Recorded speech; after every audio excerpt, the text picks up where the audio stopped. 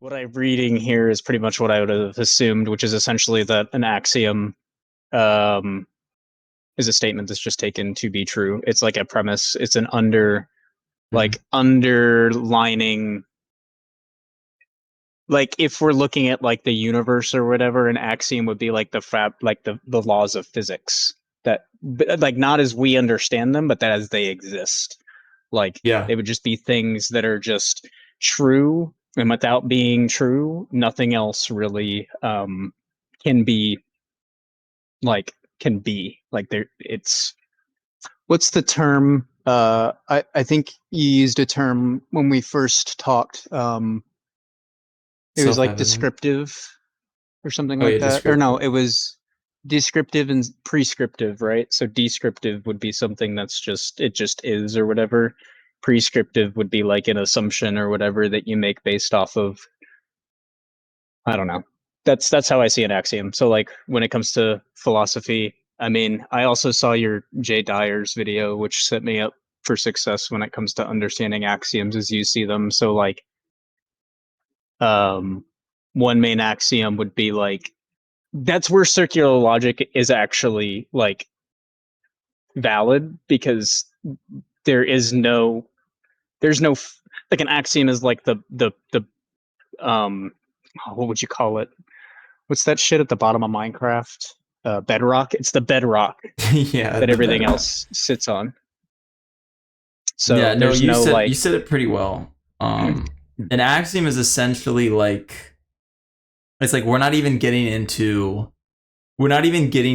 like talking about what it is. We're kind of like talking about the rules for discussing what is. So we're talking about laws for reasoning, laws for reality. There's different kinds of okay. axioms, but an axiom is essentially, and this is probably the simplest way to say it, an axiom is a starting point. It is the Hmm. starting point. It's like you said, it's the bedrock. It's the beginning. Without an axiom, you don't go anywhere. So an axiom is the first thing. It Like must be assumed in order to go anywhere. one axiom, for instance, would be that we are three-dimensional beings. Yes. And because we can't So talk like about we humanity without exist. accepting the descriptive fact that we are three dimensional, you know? Or if we wanted to Yeah, talk about we anatomy, we would have to accept that we are three dimensional, you know? right, or that we were alive, or that we like. I mean, another, an even like more axiomatic axiom, I suppose, would be that we can observe things. Like Mm-hmm. observations are a thing. Like we observe. Yeah. Perception is granted. Um, oh, things that are granted, I guess, would be another good Yeah. No, definition. there's a lot of good ways to explain axioms. That's another good way.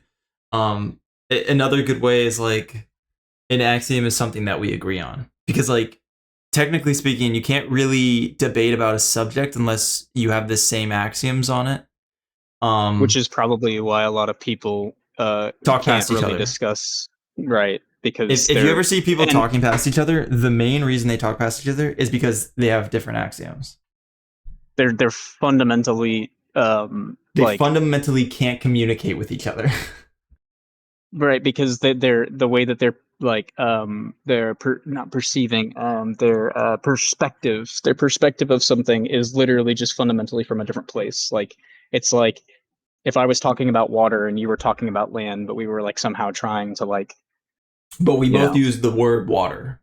Yeah. right, exactly. And it's like, what the fuck? Yeah, yeah.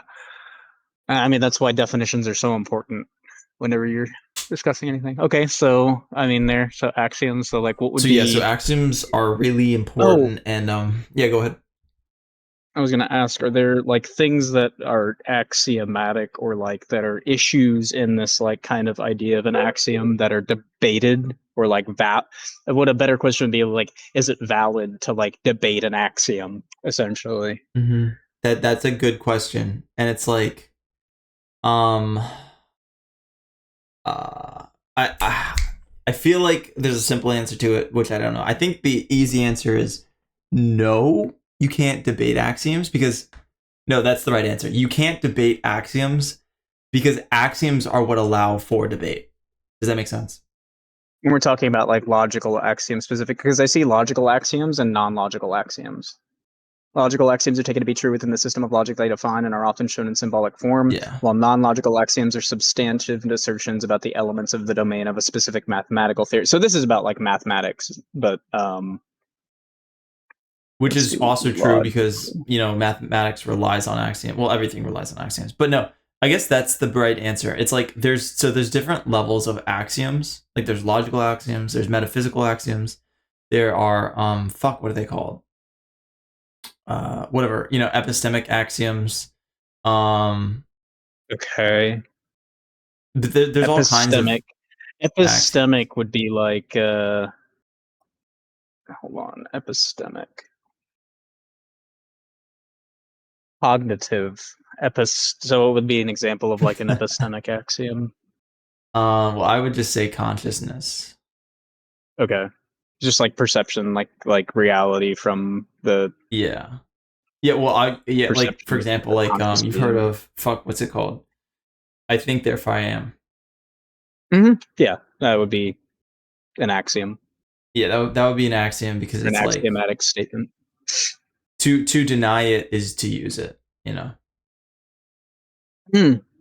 Right, So that like existence exists. That's where I said like it's circular by nature. mhm, Because like there's not like you like, oh, existence does not exist. It's like, okay, well, to even like be able to discuss that or like whatever, you're already like betraying that fact because you have to have existed to be able to like mhm.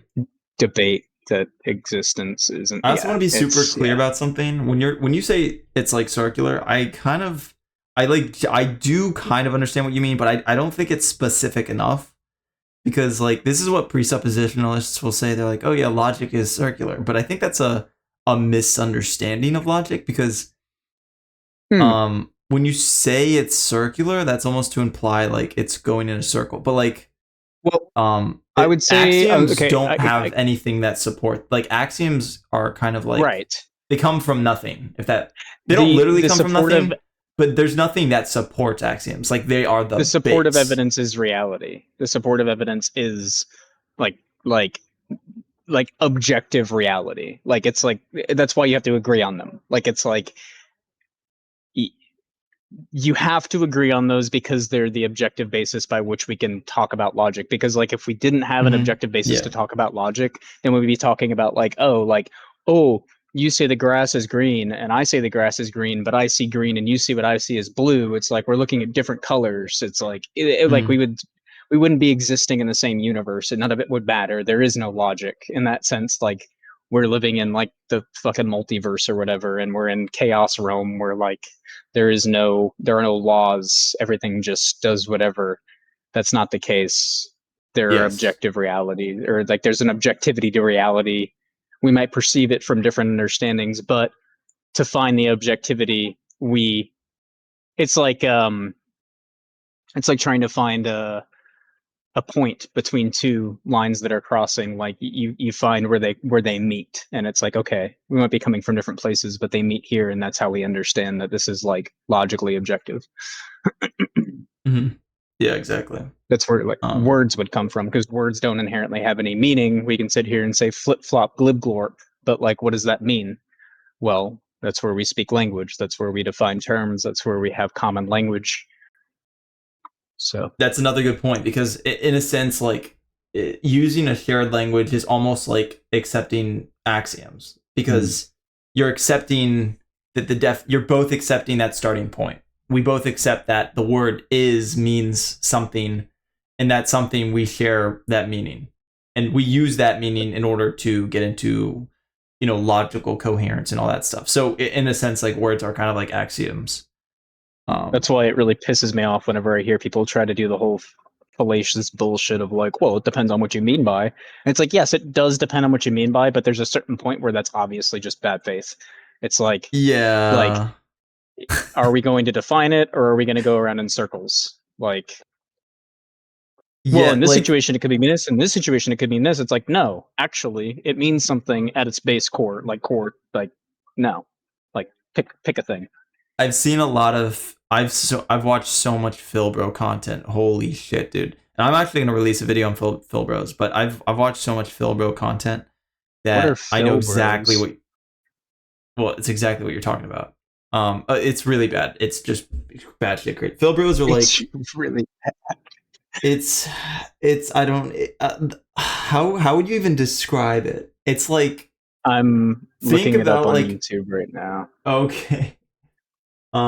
It's like the worst thing you could possibly imagine to that a philosopher could be. The worst thing imaginable. It's like they know Like, every single philosophical term. They know the most complicated, insane, extraneous philosophical words, and they string them all together in what can be considered a barely comprehensible or coherent sentence. oh, um, Eric Peterson has a video apparently where he debates a Phil bro. Like a philosophy bro. Is that what it is? Like it's like Yeah, like a if a philosophy frat bro. guy took like one philosophy class and then like butt chugged 12 kegs of beer and then like was like, technically, bro, if you look at space, bro, it's just like space is like the earth and the earth is actually like space and we're like not looking out but we're looking in but you wouldn't know. It could be like, I think the word bro. bro is a little misleading because Okay. think of a frat guy that like just one day had an epiphany. He's like an arrogant piece of shit and he loves to drink and have frat parties. But then he just has an epiphany one day. And for the next 5 years, he literally only reads philosophical books and he never talks to anyone. And then he talks to people after 5 years of only reading philosophical books. That's what a Phil bro is. Oh, like So it's like philosophy incel type shit. Got it. Like yeah, where you yeah. literally Philosophy just like incel is a good gooned. term. You just Yeah. gooned to philosophy for like. It's like it's where you goon to the sound of your own voice. Oh, dude, yes. Yeah, Okay. Wait. Okay. Yeah. Oh my God, dude. Why would you put yourself through that? I mean, I guess I have everybody, I guess to. like every Christian presuppositional, I guess every presuppositional period is basically kind of like that to a degree, in my Yeah, that's opinion, but I true. don't know. That's true. I would say I would say a good portion of presuppositionalists are definitely Phil bros. Um, but a lot of them are I don't know. There's just you know one when you see one. Like I don't know if you Okay. yeah. You know one I'll when you see I'll one. You'll see one of I'll my watch future one of these videos. You're videos. gonna love it. It's crazy, bro. Yeah. It's crazy. It's hilarious. Okay. Okay. But anyway, that tangent aside, Uh, um, okay. So, yep, we talked about language, axiom. Okay, so what did you want to get into with that? yeah. So I just wanted to see what you thought of my axioms, and maybe this will help you Okay. think deeper about philosophy, and also kind of get a general understanding for like the fundamentals for thought, and that can also help you when discussing things with people. Oh, So like you're gonna teach me how to think? I know it's Hell crazy, bro. yeah. It's crazy. These are actually I think the first few ones are pretty simple. Yeah, like the Mhm. first two or three are the most simplest, and I then it feel gets like a little more axioms by complicated. definition have to be simple. You would think so. Well, there's lots of axioms, but anyway, we'll go through them. Okay. So the first one is just existence, and this basically means, or this basically says, existence exists. Mm-hmm. You can't deny it without presupposing it. To deny existence, one must exist and use existing concepts. So if you try to deny it, you perform a contradiction because you're saying existence does not exist, but in order to say that, something must exist to say that. The only way to deny existence would literally be just Affirm it, yeah. to seppuku. Yeah, just seppuku. Yeah, true. That's actually true. So yeah, Yeah, I existence mean, is existence is probably like the easiest, and I don't know if it's the most universal. It's not like it's not more important than the laws of logic because the laws of logic are co-equal with it. You probably heard me say that in the JDR video too. There's the I'm not sure. foundational I mean, like, axioms. uh-huh. I tried to sort it out. It's I mean, existence doesn't precede identity and contradiction because you technically can't logically presuppose existence without logic existing in the first place. So if we're like talking about exactly. like I mean, like what I would say is it's a handshake agreement between consciousness and like reality, right? Like it's like Mhm. you know, like it was kind of like we were talking about before, where like to me, truth is like something that is true in a vacuum without like being perceived. So like Right. God is a great example. Like whether or not something God or like any whatever deity exists, whatever we think doesn't matter. What is true, right? So like whether we perceive it or think we perceive it or whatever, and it really doesn't matter at all. Anything that we perceive, what's true is true. And then the only way that we can really kind of prove that, I guess, with like a scientific theory, would be by observing it and experiencing it and perceiving it, which you know requires then the collective ability for me to go like, hey, look at that. You see that? Yeah, I see that. Oh, word. We're looking at the same thing. Versus like, oh shit, that's a ghost. You see that ghost? Oh no, I don't see that ghost. Ah shit. Well, maybe that ghost isn't real, or maybe it's just real to me. Maybe I'm schizophrenic. Who fucking knows? But existence in that sense, um,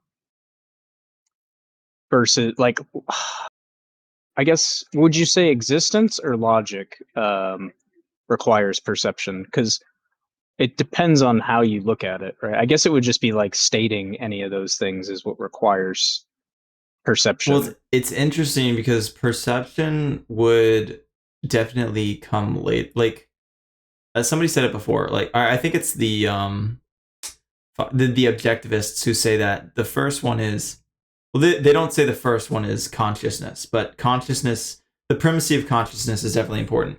Consciousness is how you recognize axioms. It's like Hmm. it's like the first level in order. It will be like epistemic. You know, epistemic axiom Hmm. is consciousness exists and that's what recognizes things. But it's not like the base level because Because those things exist without consciousness. Like if humans, yeah. that's what I'm saying is like technically there's no way to prove that if we didn't exist that this universe would even exist. But we can come to that fundamental like logical conclusion because there's other people that exist in the world that act of their own free will, and logical to assume that those people are their own acting agents and not a figment of your imagination. You know what I mean? Like it's not all just some Mm-hmm. god dream that's not real. And regardless of whether it is or it isn't, it might as well be because that's how we experience it. Mm-hmm. And so like as such the logical conclusion, otherwise like you can't talk about anything is the point, I guess, of the axiom. It's like you could sit here and like go in circles and be like, do is it real, is it real, is it real, but like you would just be getting nowhere. So for you to get anywhere you have to presuppose certain things, and the things that you presuppose Yes. you want to be fundamentally based in the most grounded, like it would be asinine to like debate or argue them, i.e., you exist. Or You i.e. you like don't exist. It's like I'm not debating with you is a contradiction. You know what I mean? yes, yeah, well, yeah, that's what I'm saying is like we're not going to debate whether existence is real because at that point you were literally like that's the most meta of meta like whatever philosophy like that's Mm-hmm. like what are we even going to argue? Are we going to argue like our imagination and what we could possibly conceive of to be a thing? I think I told you about like the potato. Like we could all just be a product of a fungus growing on a potato floating in space somewhere, and like that's consciousness, and it's not like anything real. It's like a fever dream that a potato is having. Like we could sit here and use our imaginations to come up with whatever we wanted, but at the end of the day that's not doing anything for us because whether that's true or not, we still live, like we're still perceiving the existence in the way that we are consistently, and that's where logic comes from.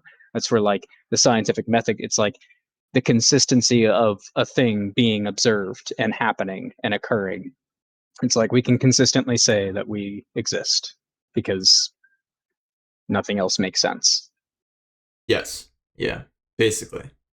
But that is existence. So Okay, it's kind of hard so with that's the it's first kind of one. hard to disagree with existence. So Yep. although some people Unless will you want to try be to a argue complete against it. piece of shit.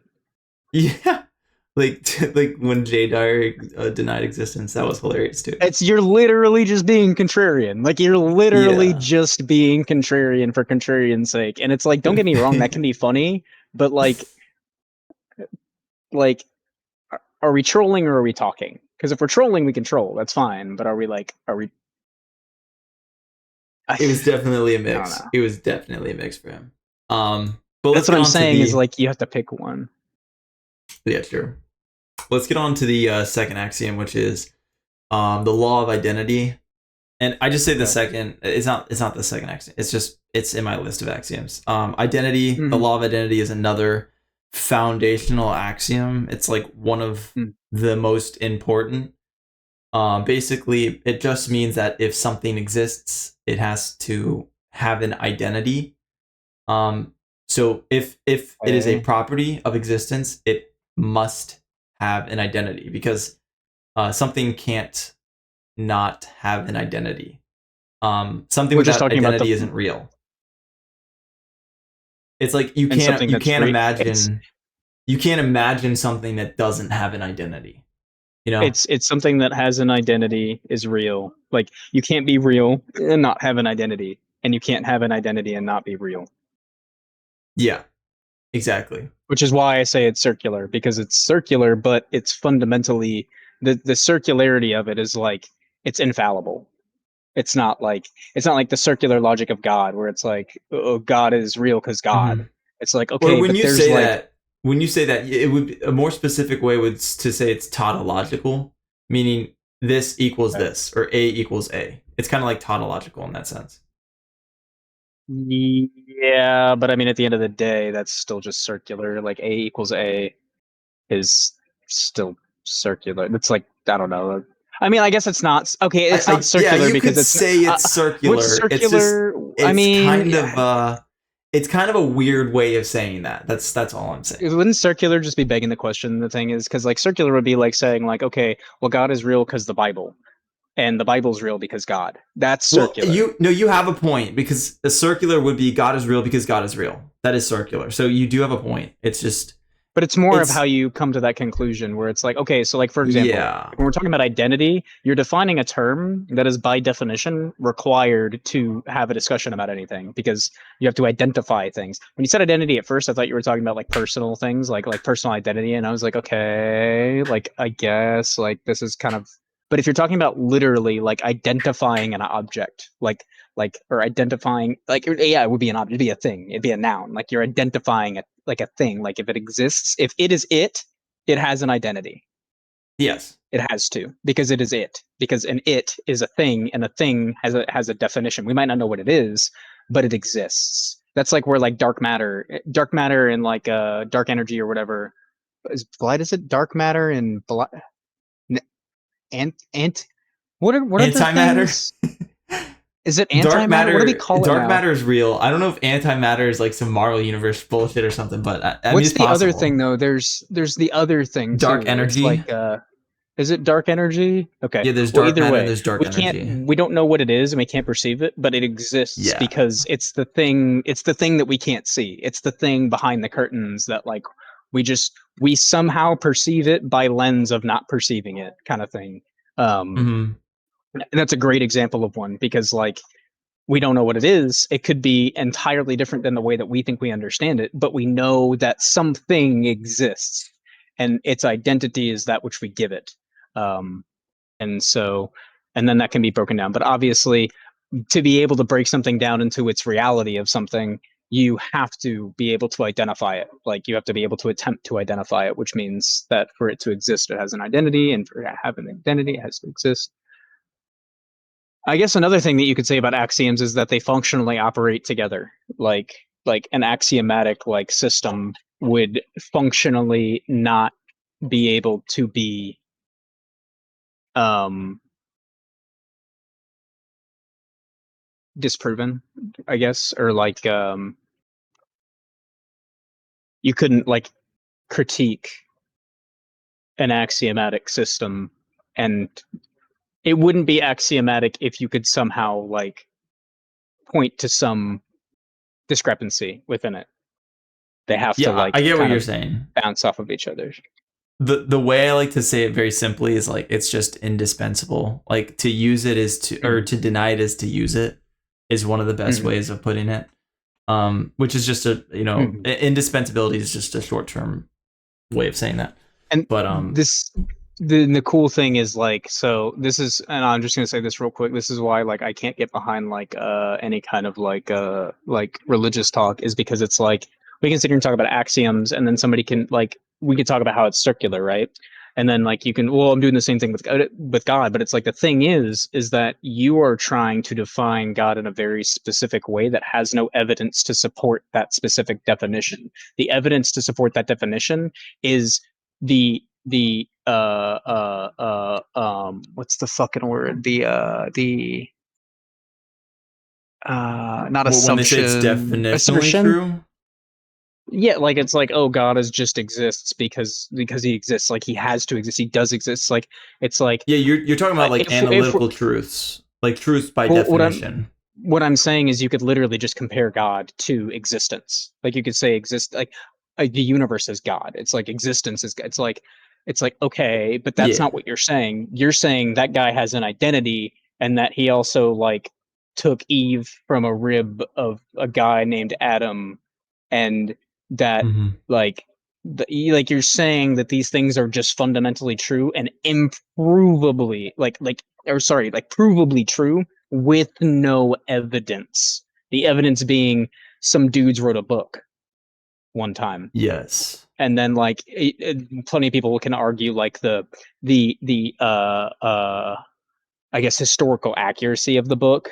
Plenty of people can argue against it. There's just no real proof and or evidence of that. So like that's why that is not allowed to be circular and make sense, because it's foundationally begging a question that can't be proven, whereas something like something has to have an identity for it to exist, and it has to exist for it to have an identity. Those are just definitional terms by which we perceive the world.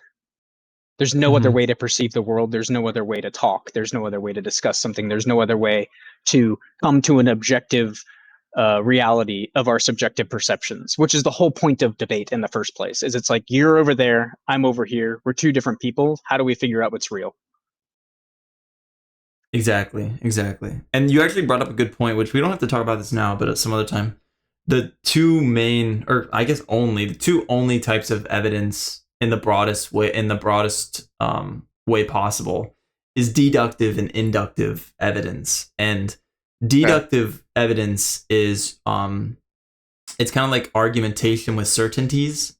So it's like when you're talking about like axioms, it's sort of like when you use axioms to put it into like syllogisms, kind of like mathematics. You kind of like plug in all the propositions and then you see And you put that what it into a pumps logical out. syllogism. Yeah, when you put into a logical syllogism, you get a certain truth. So like if you and you this is like how we get other axioms. It's like you take existence and then you add it to contradiction and then you get something new. And then we Inductive call reasoning these refers corollaries. Inductive corollaries. reasoning, no, What's in a no, corollary? that's a corollary is just it's a Like correlation, like a correlation. no, it's not a correlation. It's But an is that where that word comes extension. from? I actually don't know. It's Okay. but a corollary is an extension of an axiom. So one So second. Inductive reasoning refers to a variety of methods of reasoning in which conclusion of an argument is probable or likely, but isn't supported by deductive reasoning. Deductive reasoning is a process of drawing valid inferences. An inference is valid if its conclusion follows logically from its premises, meaning that it is impossible for the premises to be true and the conclusion to be false. Okay. mhm. That's the For textbook example, way of saying it. the inference from the premises all men are mortal and Socrates is a man to the conclusion Socrates is mortal is deductively valid. So something, and this is where like deduct, okay, it's deduction, right? But something can be deductive, but also be like false. Like I could say that um, well, I guess it depends, but I could say like ducks are white and I am white, therefore I am a duck. Like, Yes. but Yeah. that's not necessarily like factual, it's just deductive. So it's exactly because the two premises. One premise is ducks are white, and that's a certain truth. And then you're like, I'm white, and that's a certain truth. And then the conclusion is therefore I'm white. And so we don't have to get into kind of how to structure syllogisms unless you want to, because that's definitely a whole fucking that's basically I mathematics. It's called what propositional I calculus. guess I'm just trying to understand Um, based off like I'm just trying to understand the word, but you brought it up for a reason. I think you said we don't have to get into it now. We can get into it, but then you said there's some yeah. things like inductive and deductive. So what was the point of you talking about those things? Because you said I brought up a good point or something, and then you said inductive, deductive. So yeah, the reason I Like what brought it was up the was purpose? because in inductive reasoning has to do with perception and your senses. So this is what we call a priori. Have you ever heard the term a priori and a posteriori? A posterior? A posteriori? A priori or a priority? A priori. I've heard of a priori, but I don't know. Hold on. A priori is an adjective that means based on logical reasoning or self-evident propositions rather than an experience or observation. Okay, so continue then. You're saying, Yeah, so basically oh, posteriori was the other version. yeah, posteriori. I always get that one mixed up. Our But Latin yeah, phrase is used in philosophy research. Go ahead, I'm listening. basically, inductive reasoning is like the scientific method. It's based on probabilities, not certainties, and so your sense data is what kind of we use in order to. Inductive reasoning is what we use to figure things. It's the easiest way of saying it is empirical evidence equals Yeah. inductive reasoning. Those things are the same thing. Inductive reasoning and scientific evidence. Those are the same thing. Just have those like synonymous in your head. And the deductive reasoning is its whole thing. Deductive reasoning is essentially mathematics. That's the difference. Okay. And posteriori or inductive. But the thing is like, okay, I see what you're saying. It's separating basically well, but the thing is they use the term empirical for a posteriori, which would be inductive. So empirical meaning Empirical just means like what isn't scientific method. well, but if it's well, wouldn't mathematics be empirical as well? No. And Why? the reason is because mathematics is based off deductive reasoning. So Oh, the mathematics is how we use like measure. Like math isn't necessarily science. I mean, there is a yeah, science so to like math technically, but like we use that as exactly a way to measure things. And so that's where you get like A equals A. Like you can say something like A equals A, and then you have because to think figure about out this. Mathematics is kind of like a hypothetical language we created it, and right, inside of mathematics we know each variable with certainty. Like 100, like we know one is one. Like 100% we right, know one is one because we created it that way. So right, it's kind of like analytical truths, like it's truth by tautology. Like we know we created math, or quote unquote, we created mathematics. We just created the language surrounding mathematics and assigned the variables to whatever. You know what I'm saying? And because we right. know that the variables are certain within mathematics, we know what the answer will spit out. Like we know 1 + 1 will equal 2 because we know what one is, we Know know what what one two is, is. and we also created the operator of addition. We created the operator Like and we know really, what it it's means. 1 + 1 equals B. Yes. It's really A plus A equals B, but like That's another we way. make them Yeah, something else. exactly. But in the It's real world, in the real world, this is where we have like skepticism. We can't know anything for certain because we never have all the variables. We can't even Right. trust our senses to the fullest, and that's why it's Right. inductive. It's probabilistic because at the end of the Well, day, you can't prove that you're not actually you. You can't prove that, but you can prove that in deductive reasoning. You can prove that in mathematics. right, because it just makes sense. It's like, okay, well, I am seeing the world from a lens that looks like it's inside my body. Therefore, I am one individual in one person. I don't hear anybody else's thoughts in my head, only mine. Like, Mm-hmm. I feel like I have free will. Like, these are all things from my own perception, and as such, I can deduce that I am my own agent, and I have free will, and I am a singular person. And then Yeah. everybody else is also their own singular person, and we're all people. Yes. Like, but Another good way of saying and it is in deductive evidence, all the variables are controlled, and in mhm. inductive evidence, not all the variables are controlled. That's another good way of saying it. In deductive the variables are controlled, or the Yeah, other way you around. you have in deductive evidence, you have accounted for all the variables. Oh, you're setting the variables like in the Yeah, deduction. Like you're like, these are exactly. the variables by which I'm going versus inductive being like that it's doesn't that it's independent of variables. Like DNA. DNA existing is independent of variables. Like it just is a factual thing. Yeah, but like also like you don't know where DNA came from, you don't know how it started, you don't know the exact process by which it was, it came to be, you don't know everything surrounding DNA, you don't know everything about the Right. brain. There's so many I mean variables that that's we don't have controlled in science. right. We can sit there and try to deduce all of those things, but inductively speaking, DNA exists. Yes. Yes, that's one variable. One DNA variable is are DNA exists. Oh, okay. So you could say something like inductive reasoning is the variables, deductive reasoning is utilizing the variables to come to conclusions. That's possibly one way to put it. I'm not Because in your mind, when I so I look don't at a know exactly variable, what you mean by it. well, like think about a variable, like A is a variable, right? But A Mm-hmm. could be like any number of other variables inside of it, but you've already defined what A itself is. A is A. But Yeah. then we're trying to figure out what C is. C is something that we haven't even really considered yet. But we're Yeah. going to figure it out by using A and B. And then we can figure out what C is using A and B. And then we can define C. And now C is its own variable definitively. Mm-hmm. And The only that thing would be that throws me deductive off reasoning. The only thing that throws me off is that it seems like you might be mixing some like knowing with deduction versus induction. You know what I mean? Well, no, I mean, like, I guess it depends. Like, And also another thing is it's like all logical reasoning. I We're don't want kind to of be a using this fucking as like like a I don't want to be like a fucking syllogism. ultimate skeptic, but like the whole thing No, with you're good. inductive reasoning is also like you can't even say for certain that a cell exists. That's another thing with inductive evidence. You know what I mean? Like it's an assumption. It's an But assumption based also off of empirical evidence. yes. Well, the Empirical assumption is meaning, that the assumption is that your perception is accurate. That's the assumption.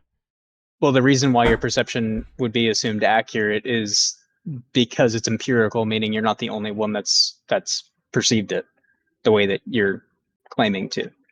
That's why the Right. scientific community exists because I go, hey, I'm perceiving this. Somebody else look at it.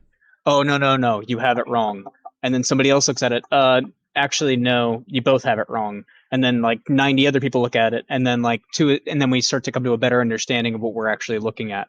One person can perceive something and can assume things off of that thing, or maybe they can be missing something, or maybe it's just a whatever. Like that's Yeah. it's empirical because it is irregardless of is irregardless a word it's regardless Yeah. of like individual perception. It just is assumed to be true because everybody perceives it the same way. Gravity is a good example. Everybody experiences gravity. Not everybody agrees that it's fucking for the same reasons, I guess, but like we can all agree gravity exists. and is negative 9.8 meters per second squared I definitely on knew the that. Earth. Anyways, so let's move on to the next axiom. But like now Mm-hmm. you generally understand deductive and inductive reasoning, which is really helpful. That is very For the helpful to most know. part, yeah. I mean, I'll probably Um, need to like sit there and beat it in my head to be able to go, that's inductive, that's deductive. But I mean, like, yeah, it seems bro, pretty I don't intuitive. like even to this day. I still like philosophy is so fucking complicated. Like I've been reading for years and years and years, but like I still get tripped up on like even the simplest stuff. So even if you're ever like if you're always going to be questioning this stuff, like always, it's like that's just normal. That's the point, right? That's the point, but it's your curiosity that drives you. But yeah, don't get tripped over that Mhm. stuff. Even I get confused, even though because I write this stuff down over and over and over again, and I still get confused by it. It's just complicated shit, and I don't know, my brain's not like, I'm not a Phil bro, so I don't fucking I just, understand. I'm not a yeah, fucking I don't have computer. all the puzzle pieces, I don't have all the so processing I'm power. not going to fully understand it. Once I have all the puzzle pieces and I can put them together, then it'll make sense. But until then, I'm not expecting it to make full sense. I'm just going to do my best. Yeah, that's fair. Okay, so the next one is non-contradiction. I bet you've heard this before.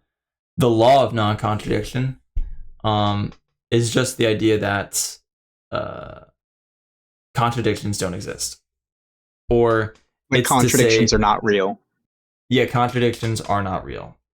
It basically, it's just it's either or not factual. fuck, I forget the formal way of putting it.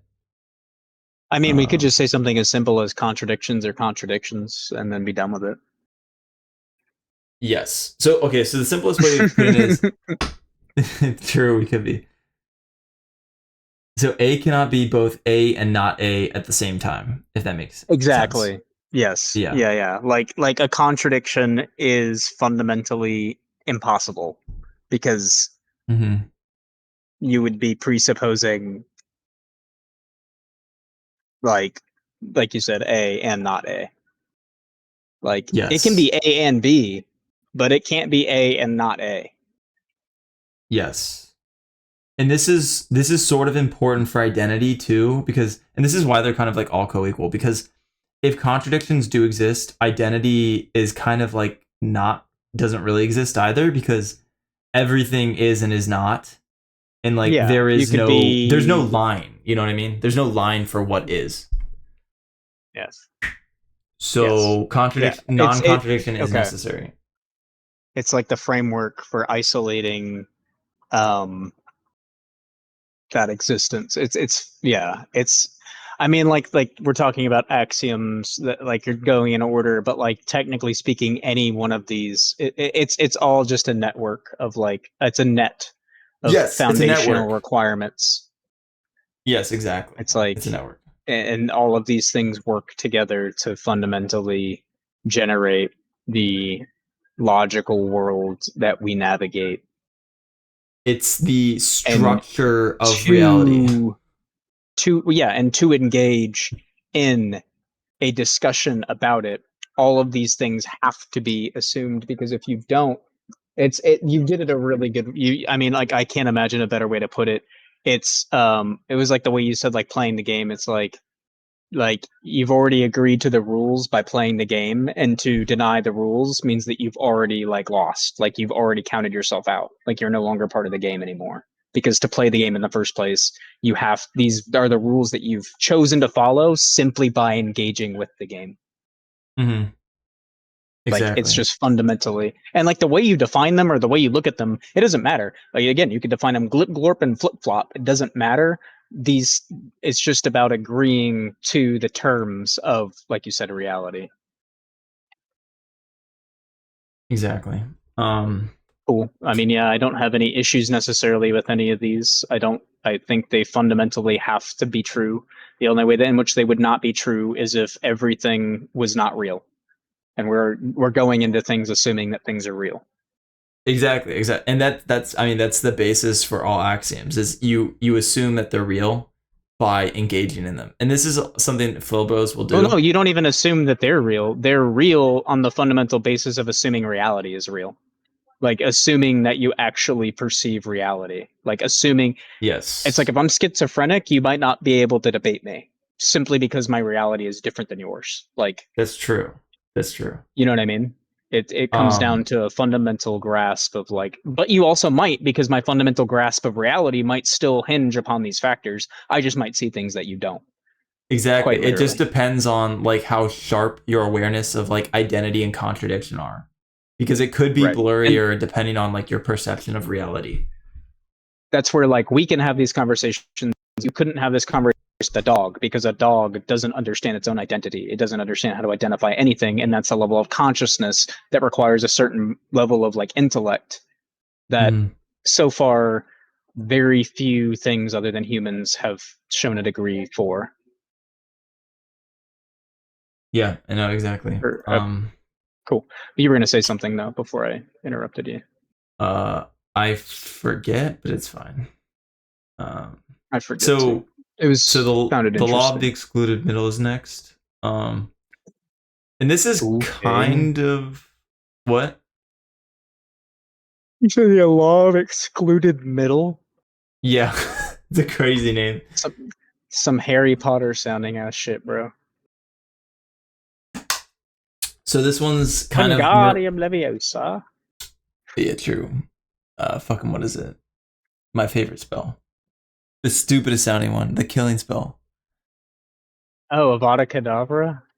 Avada Kedavra. It's such a dumb because I at first I thought it was like yeah, Avacadabra, and it's not. It's it's Avada literally Kedavra. abracadabra. It's literally It is. abracadabra, but It's like like turned into something else, and that's what why I was she fucking hate thinking, it. bro? It's such a And where's stupid name. Alakaz and where's Alakazam? Yeah, where'd Because it like go? you can't like that's bullshit. My favorite was the not the Cruciatus, but Yeah, Crucio. the Imperious. Imperious, yeah. I That's the only one know where these you spells can because make I somebody. played Hogwarts. I that's the only Oh, you reason I know played the these new spells. one? Yes. Was it good? Yeah, it was fun, bro. I liked it. Okay. The It story seemed like it sucked, was but dude, cool. Yeah, the combat that's was I loved the combat. okay. Do you It get to was fight really like trolls fun. and shit? And Yeah, dragons and shit? trolls and goblins, and I'll say the things that the games really got well is the combat and the world. The world was gorgeous, dude. It was such an amazing Yeah. world. And the combat was so fun. Everything else was not that cool. Okay. Like the Yeah, it was characters, amazing. the story was all kind Yeah, of that was all boring. It was all boring. But the school was missions. really cool looking. The school was really cool. It was Hogwarts. It was like the Hogwarts school, Yep, yep. It witchcraft was and wizardry. Okay. the big academy, and holy fuck, like they really went. There was so much, such a big world to explore, like past the school, which was really Yeah. interesting. Like you don't. It's not even just the school. Like it's the world outside of it too. Because that Yeah. fucking campus had to be huge. Um, who was the Yes. headmaster of the game? I'm curious. He was like Professor Black or something. He was another boring character. He's just like supposed to be Okay. like this over the top, like like an antagonistic teacher. He's kind Okay. of like a bitch basically. He's just like a bitch. He's not a villain. He's just like bitchy to you all the time. He's Hey, like he's a bitch sassy and ass stuff. headmaster. Yeah, he's a bitch ass headmaster exactly. He's like sassy and he's like rude to people and he's arrogant. But like he's over the top where they make him like comedically arrogant and he like sometimes he'll say stupid things or what I don't know. He Yeah. wasn't very interesting as a Try character. too hard. Yeah. I was just Yeah. curious. Anyway, yeah. Yeah. Anyway, so exclude So middle. For any excluded middle. proposition, it is either true or it is not, and that can sound a lot like the law of non-contradiction, but it's a little bit different. It's not. It's not the law of non-contradiction. It's a little bit different. I actually don't agree with that, but maybe it's because I'm You're probably just not not reading it the understanding it. right way. Yeah. So what? How are you reading it? Say it one more time. So you can also look it up. But for any proposition, either it is true or it is not. I mean, in a given instance, it is what it is in that instance, but like, So to be clear, proposition is kind of like a statement of fact. okay. So like the So it's car basically is just saying green. facts are factual. Okay. So, well, I Uh guess in this instance, right, the law of non-contradiction would come after this because you're basically essentially saying facts are facts. it that Like is, I'm sure in your brain that means what I it's think you think it means. it's it's either like when you say something, it is either true or it is not true. And then Yes, something cannot both be true and not true at the same time is like slightly separate, but it relies exactly. on the fact that truth actually exists. Like, but technically, a contradiction has nothing to do with truth, or like you could say something that's completely untruthful and still contradicts itself because you're Yes. saying something contradictory, but it doesn't even have to necessarily be true. Just what you're saying is in and of itself contradictory, so that's why they would be different, is because it either is or like what I was saying before. So a good example of this one, the non-middle or whatever would be like I said, like if a god exists, it doesn't matter whether we think it does, whether we perceive it, whatever we think, it either exists or it doesn't exist, regardless of whatever we perceive. Like it's just is what it is. It is what it is, and it is not what it isn't. Yes. Yes. Yes, yes, Cool. yes. Yeah. And Then yeah, like that also that like makes for the sense. audience, it's pretty simple. Like a simple way to think of it is like in the statement, the cat is black. The cat is either black or it is not black. And the way you know that the excluded middle is necessary is because can you think of another answer besides the statement is true or false? The cat is black. Can it The be only answer I anything could other think than of true or false? would be Jordan Peterson. What do you mean by black? Or Yeah. um, depends on I guess it'd be instantaneous. It'd be in that instance whether or not it was true. You know what I mean? Like it's like, oh, is it? Yeah. Fundamentally, yes, but you have to agree upon the terms before making the statement. Essentially, otherwise, again, Yes. like you're talking past one another. So Well, you like always have to agree on the terms, and that's and dude, actually, that is another axiom I have. But you're exactly right. You're exactly right. Like you can't talk about things until you agree on the same axioms or definitions. Like you can't talk about the thing because you'll be talking past each other. So it right. won't be a coherent conversation in the first place. So another axiom would have to be words mean what they mean. I mean, and Yes. this is just a foundational like philosophical like discussion thing. It's like words have to mean what they mean. Otherwise, like there is no way to pursue logic because you're again, like you said, talking past each other. So Hmm. I don't know how you would frame that though. You You're said you actually, have another axiom. yeah. Oh yeah. Well, I've got I would call them like the 11 like main axioms that like everybody uses all the Jesus fucking time. Christ. Okay. Of course they're different. Like we just went through the first four, which are like the foundational, like everything requires them, like everything. Okay. Um, Okay. but then yeah, but then the one you named, which is what I call like communication comprehensibility, is just to say that for for conversations to occur, both people have to agree on definitions. That's it. Uh, Otherwise, for yeah, or for for sorry, productive for discourse, conversations. for discourse to Yeah. occur, Okay. both sides must share definitions. Otherwise, you can't argue with each other if you're not understanding the conversation or if you're Not not productively. understanding what the other person's talking about. Yeah, nice one You there, can't. dude. You can't argue to an end. Like you can't reach a Yeah, logical conclusion if between two people if both people aren't using the same language. yeah, you can't have a productive conversation, or you can't go anywhere. Yeah. Okay, I mean, so the you next might, one, I might, but we might go yeah, two different true, places. We can't both logically reach the same logical conclusion unless we're both fundamentally utilizing the same language. yeah, that's true. Hmm. So the next one is objectivity, and this is just Okay. reality exists independently of perception.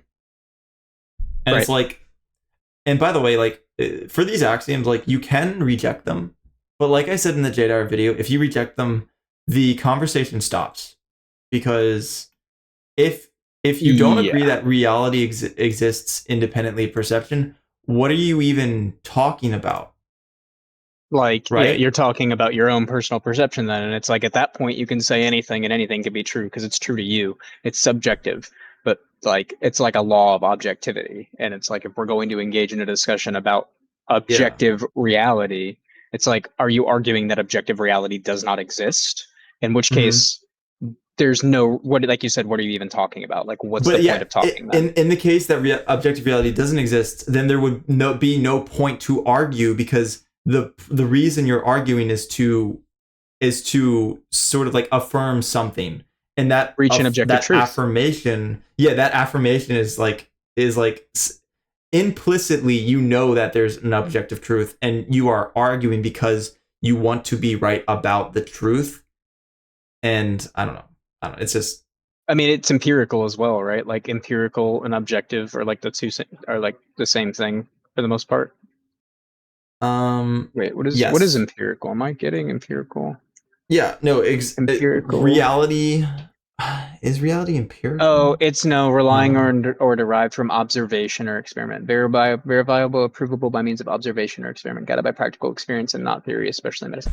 Okay, so empirical is not it's empirical is If you mean observational. physical reality, then yes. But if you're Well, I talking about guess like technically logical reality, the way I'm defining empirical is that it can be observed like objectively, as in like it's observed by more than just like me. Like I can sit here and say, "Oh, I saw a unicorn, therefore there's empirical evidence that unicorns are true because I saw it, I observed it." But mm, it's like, yeah. no, it's more empirical because it has been proven. Like evolution is empirical because we have observed so many phenomena leading from like different instances of stages of adaptation and evolution that it is empirical. Like it is not just one person. I guess no, because empirical would just be it's objective. So objectivity. So Well, that's the I'm see. trying. You're again. That's like again. That's the problem with perception, right? It's like really Right, what we call empirical evidence is just a bunch of people are like, yeah, we all agree that this is the case but because we all see really, this. That's the what only empirical person that evidence kind of is. ends up mattering is you because it's you like agreeing to like that as well. Like it's kind of all just subjective, but that's how you reach the objective answer is by Mm-hmm. combining subjectivity, and that's the goal. Yes. Like, right, I think of You like combine productive. people's perception to try to hone in on the truth. Right, and then that's where you kind of get into these issues where like you get in heated debates with people that are like perceiving things from a reality that is just fundamentally just like, I'm not going to say immoral, but I would say like some people are just fundamentally unethical. Mm-hmm. Like your ethics are just not like, and I guess that's necessarily subjective, right? But I think at the end of the day, like then But we I have know to what you discuss mean like, by it. right, like it's You like, find that people who are immoral like vile, like their opinions are vile, or what they're doing is well, and just yeah, and it wrong. just comes from, well, really to me it comes from a basis of ignorance. That's me. It comes from a basis of literal either refusal to accept reality, like reality outside of yourself, because it's not just me that thinks this, because I try my very best not to think things that I just think, because if I just thought things that I just thought, I would be a complete narcissist. Like I would be the best thing in the world. Like I would be the best thing in the world and everything belongs to me and I'm the only person that matters. Like it's not, that's not how it works. Like there are other people that exist, and actually fundamentally the best thing is for me to like engage with those other people because we can do more together than we can separately, just factually speaking. Like, you know, Rome wasn't built by its, well, I mean, I guess Rome isn't the greatest example, but you know, cities aren't built by themselves, societies aren't built by themselves. Nothing worth anything is really built by itself. You have to have people. So anyway, yeah, I guess the point is that objectivity, objective reality, there is a point to objective reality, and to reject it is to indulge in one's own subjectivity, which is just counterproductive to the the idea of discourse in and of itself. Yes. You should always be seeking to challenge yourself through the objective lens, and the only way to do that is to utilize the lens of others. Yes. Oh, it's such an issue though, because then you get the idiots. Anyway, okay. Yes, that's well that is why democracy doesn't work. And also the bandwagon fallacy. Well, The more people you that get agree the on something, the idiots. more true it becomes. Um Well, but you get well, kind of, but not really, because it's true whether people think it's yeah, true or not. And I guess like I mean, yeah, see, like now we're getting in. Okay, so the further away we get from like the deeper axioms, the more like ambiguous these things become, and the exactly. more careful we have to be to ensure that we're like being, good faith and objective. It's why I'm like super cynical about scientific evidence in the modern era because it's really hard to trust people and it's really hard to know what's true. And it's really Um, easy to manipulate results in a lot of exactly. different ways. Like, what's that fucking saying? It's like there's lies, damn lies, and statistics. It's Oh like yeah, I've heard that one. That's it's pretty you funny. have to be like if you're going to listen to statistics, you need to understand like the exact methodology they use to get the statistics. Yep. And Yep. Like how especially with valid and sociology, you really gotta be careful. Like the broader the science go, the yeah. more variables involved. This is why you can trust mathematics. This is why you can trust chemistry. This is why you can kind of trust biology. This is why it becomes harder to trust like environmental science, then physical science, and then psychology, and then sociology. The farther you get from the mathematics, the more difficult it becomes to discern what's true Hmm. because there's more variables involved, and the more the variables, the harder it is to understand it. But yeah, Oh very my goodness. interesting. I'm just thinking of a lot of things now. But yeah, that makes sense. I just figured out how to do surveillance without it being unethical. Okay.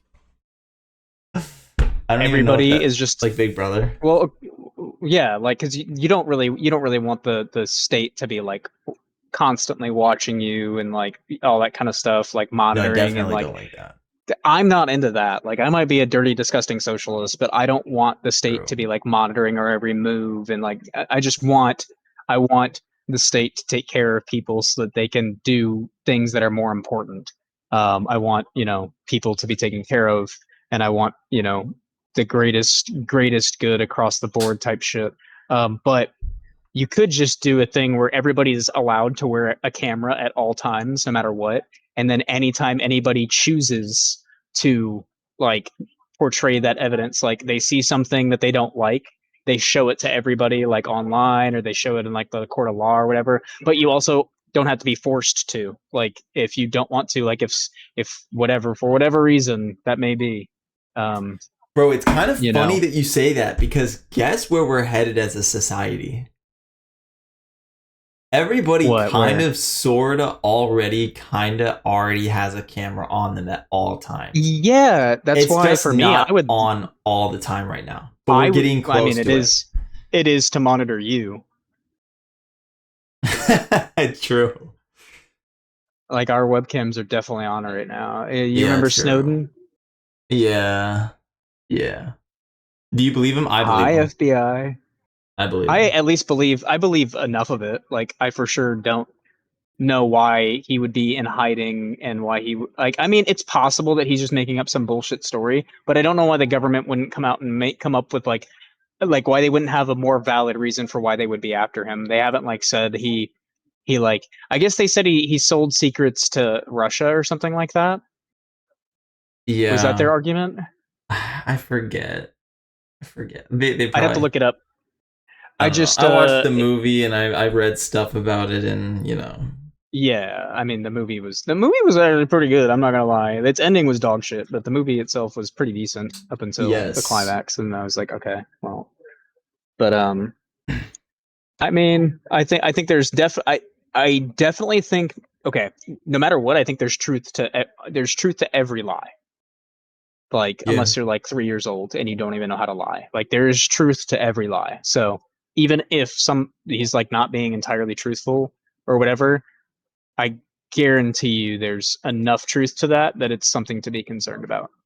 And Yeah. the FBI definitely killed Martin Luther King, and they 100% introduced crack in inner city neighborhoods, and the CIA 100% did the Bay of Pigs. So Well, like, I wouldn't put it past them. Of yeah, course they did. exactly. Like, that's what I'm. Well, it's proven this. I mean, of course they did the Bay of Pigs, but like, and Well, of there's a course they. yeah, I mean, there's a lot of fucked up shit. Like they did. I don't know if you saw.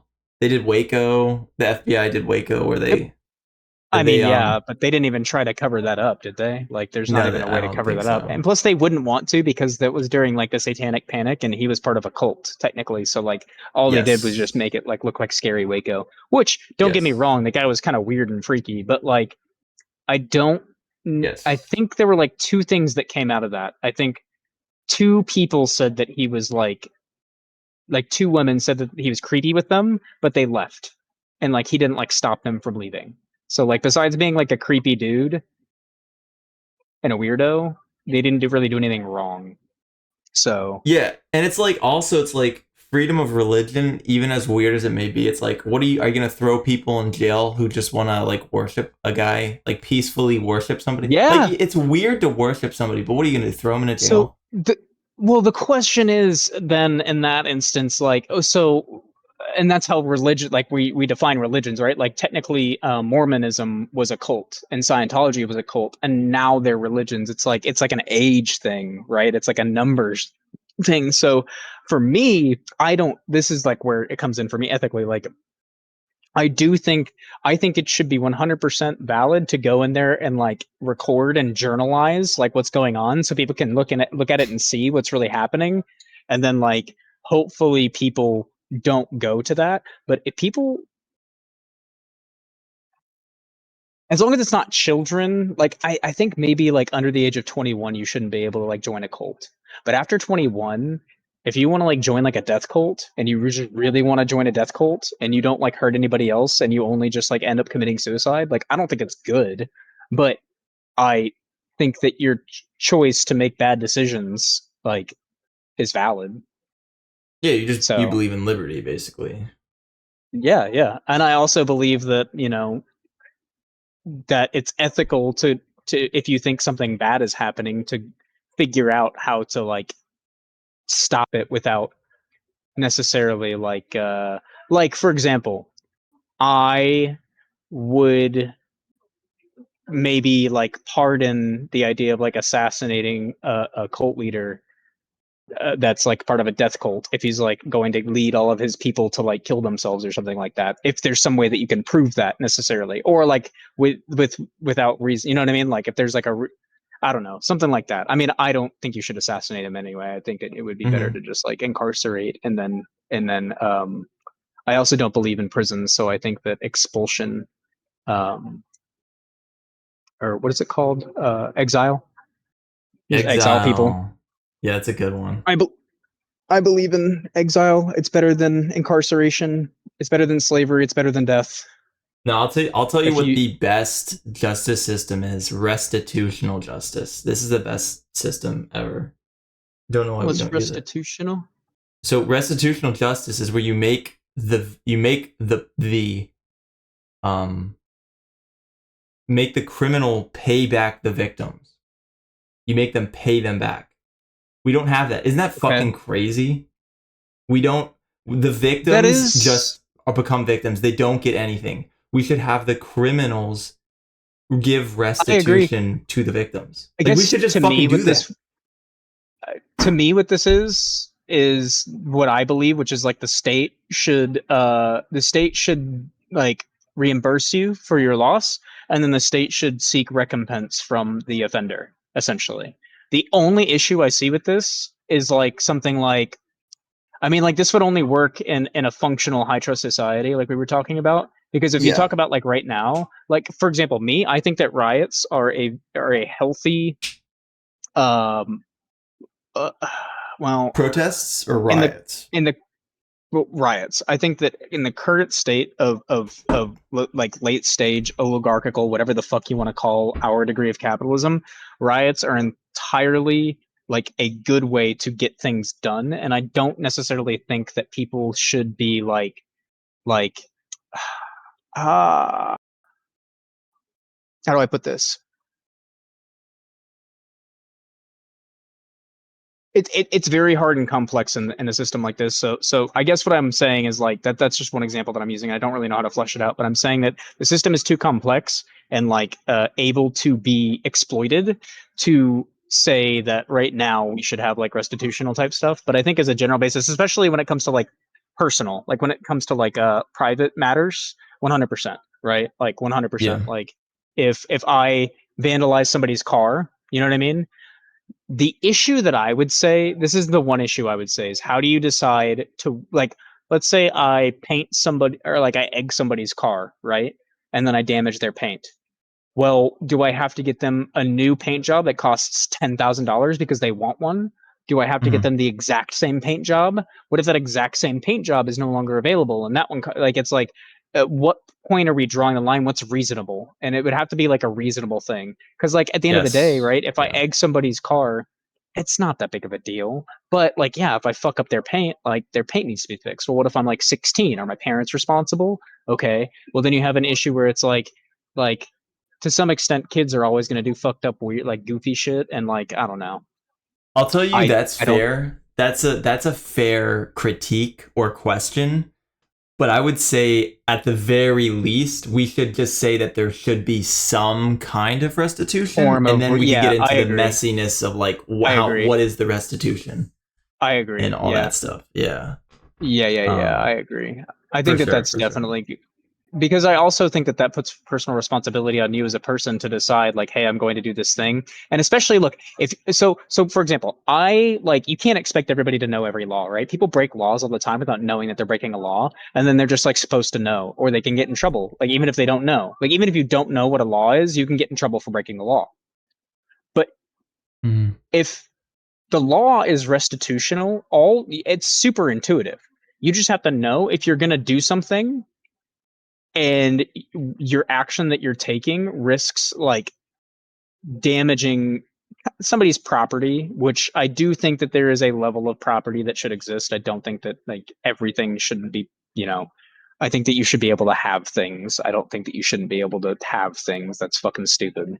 But if you were to damage somebody's property in some way, like you're taking on that risk like inherently. So if you do something, you already know like, oh shit, like I like what this could be fucking something up, or like I have fucked something up, so I already know what to expect if I get caught, kind of thing.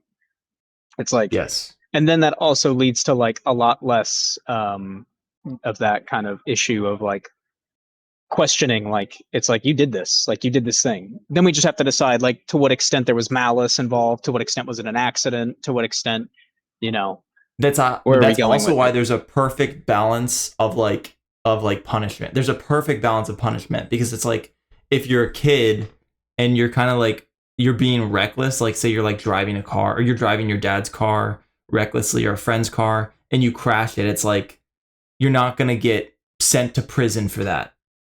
But you will have to like get a job and pay back the person whose car you crashed. You know what I mean? So it's not going to like damage your life, but it's like this perfect balance of you give back to the person that you destroyed their property, and you're also Right. like taking accountability, and you're also kind of Yeah. growing your character. So it's kind of like this perfect balance of all those Well, things and it incentivizes you like being to not do careful and it. thoughtful with your actions. Yeah, Oh yeah, well, no, you exactly. can do it. Just do what you're capable of doing. If you're capable of doing something that I mean, like I wouldn't argue that you necessarily should be going 120 miles down the road, but like if you're capable of do if like it forces you to put yourself in positions of capability to ensure that you don't put yourself at a deficit, kind of thing. Um, which I think is a good system. The one issue that I have with that is like, what do you do with like manslaughter or death, like Um, murder? Like that like is that how do is a you good restitutionalize question. that? That is a good question, and it definitely requires like Like we could talk about this. I think we should have a discussion I about this. I think I that'd be think fun. property wise, yeah, definitely should. Well, I'll say this just for a foundation, because not that you asked, but I'm curious and it's interesting. I think property wise, restitution is fine. I think outside of property, when it comes to ethics, like ethics are a little bit different. Like you have to That's decide as fair. a society what's ethical, right? So like what Like the you're willing to question of a tolerate, human life is definitely very hard to answer. right? And it could be accidental too, right? Like obviously, like if I accidentally hit somebody's dog, like with my car or something, and their dog passes away, it's like that's yeah, it's just a dog, but it's also a dog. Like it's a living thing. It's somebody's Yeah. like family by extension, like all this stuff. So like Well, there's that's a whole rabbit hole because then you'd have to go into yep. veganism and all that shit and like, oh man, that's a crazy Ah, discussion. welcome to the way that I see the world. But anyway, okay, so Okay, so we got to put a pin in this. We're what going to was the talk last about axiom? privatized prisons, restitutional justice, blah blah blah. It's going to be great. It's going to be great. What was the Um last axiom? It wasn't. It was the one we after. just talked about objectivity. Um What was the actual name of the axiom though? Because I remember the no middle. reality The exists independently of perception. existing independently of perception. That's objectivity. It's like the law of objectivity. Like Yeah. reality exists. Okay, Yeah. so I like I it's don't not just yeah, you could just call it existence. objectivity. It's not just like existence exists. It's reality is a thing, and Yeah, the it is axiom is reality assumed exists independently of perception. That's the axiom. whether or not we perceived it, reality would still be existing. That's the assumption that we're going with when we're talking about Yes. the world around us as we see. Okay, cool. Because we And because then the we next one. all act like Yep. that. Even the people who deny objectivity, they're kind of lying to themselves because they're gonna go downstairs and get a drink of water right after they're done with their talk. You know what I mean? So they're kind of like lying to themselves and they're engaging in What the does that wait, what assumption does getting a drink of water have to do with anything? because they're engaging in a reality where they believe that a drink of water is waiting for them downstairs. They believe that a person created Oh, plumbing. Like they maybe they, like they the believe Matrix, that like where it's like you think that's air you're yes, breathing.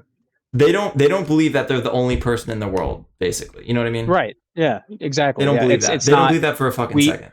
this is why I don't like what's it called? Guildenstern and fucking whatever the fuck it's existential. I don't believe in existentialism, right? Like existentialism is retarded. Yeah, you might also be talking to like the brain in the vat and stuff like that. Maybe.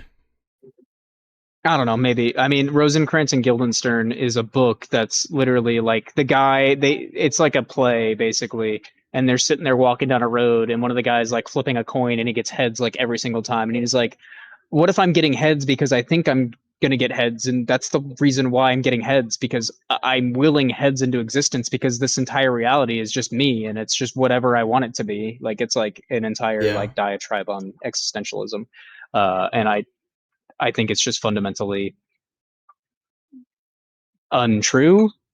Um, but if it were true, then I would be the only one to exist. So me thinking that it's untrue is the only thing that matters. And as such, because if existentialism were to exist, then it would be my existentialism. And in my existentialism doesn't exist. So Yeah. welcome True. to a contradictory. Yeah, like welcome to a contradiction. So I'm So right. yeah. So no matter what, I'm right. So go fuck yourself. Um. Yeah, that's Anyway, perfect. cool. Okay, so this is going to be I think this is going to be the last big one, which is causality. This is probably the hardest one. Okay. Just to be clear, the ones after this are like you basically agree with these. Consciousness we already talked about. I think therefore I Yeah. am. And then Yep. you already know egoism. Sure. All action is caused by value or whatever. Like you will do that which you Right. value, basically. Like that Right. you know that axiom because we already talked about that. It's Um just you're going to pursue a thing that in that moment. provides You you value the with most. some form of value. Yes, like It's and like an analytical or the, definitional truth. again, the only way to argue these things would be to sit here and argue the semantics of the definition. It's kind of just like if you don't agree with it, you're just not agreeing to terms, and at which Yeah. case you're just kind of being bad faith because at the fundamental core, like these things are just like logical. Like unless you believe like the only honestly, and this is kind of funny, the only way you could disagree with that one is if you actually agreed with um the what's it called determinism. You'd have to be deterministic, but Yeah. determinism in and of itself agrees that With the you will yeah. do that which you value, like, so it's completely Yeah. like contradictory because you can't say you have free will and then not say that you're going to use that free will to do things that you value. Like it's like you're going to think that like whatever you're doing, like even if like to prove free will you just held a gun up to your head and shot yourself on the head, like you were doing that because you valued proving that free will existed, so you're fundamentally doing the thing that you're trying Yeah. to disagree with. Like Because it's you're like it doesn't so matter what rabbit. fucking arrogant that you killed yourself just to be right. That's Right. that's what Like that yeah, means. the most extreme example of trying to prove free will, right? Because the Exactly. only way that I Exactly. could assume proving free will would be to like do the most wild shit you can do. And what's the most wild shit you could do? Yeah. Like, and you're still doing it. Yeah. Anyway, and then the last one was what? Yeah, so this is I would say this is probably the most difficult axiom. And for good Causality. reason, it's causality. This is probably I would say the messiest and the hardest to come into grips with. And this is Mm-hmm. probably the most popularly denied axiom of all is the law of Okay. causality. Causality is the influence of one event or entity on another, where the cause is partly responsible for the effect. Oh yes. Okay, So the so the law of causality is an causality influence by is which. literally just all uh all effects have a cause. Right, the law of cause and effect. Yeah, exactly. The law of cause and effect.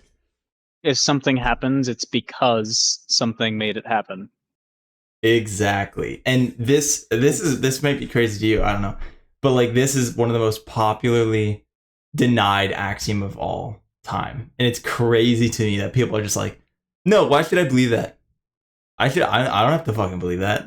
It's crazy to me that people say this. I mean, fundamentally, anything. It's this is why science is so consistent because one of the fundamental laws of physics, which is the way that we understand the universe, literally the laws of the universe we inhabit, literally the foundation of the fundamentals of reality itself says, every action has an equal and opposite reaction, and that in and of itself is cause and effect. Period. Like it's just and that doesn't necessarily mean something has to have a purpose. It just had something that happened that made it happen.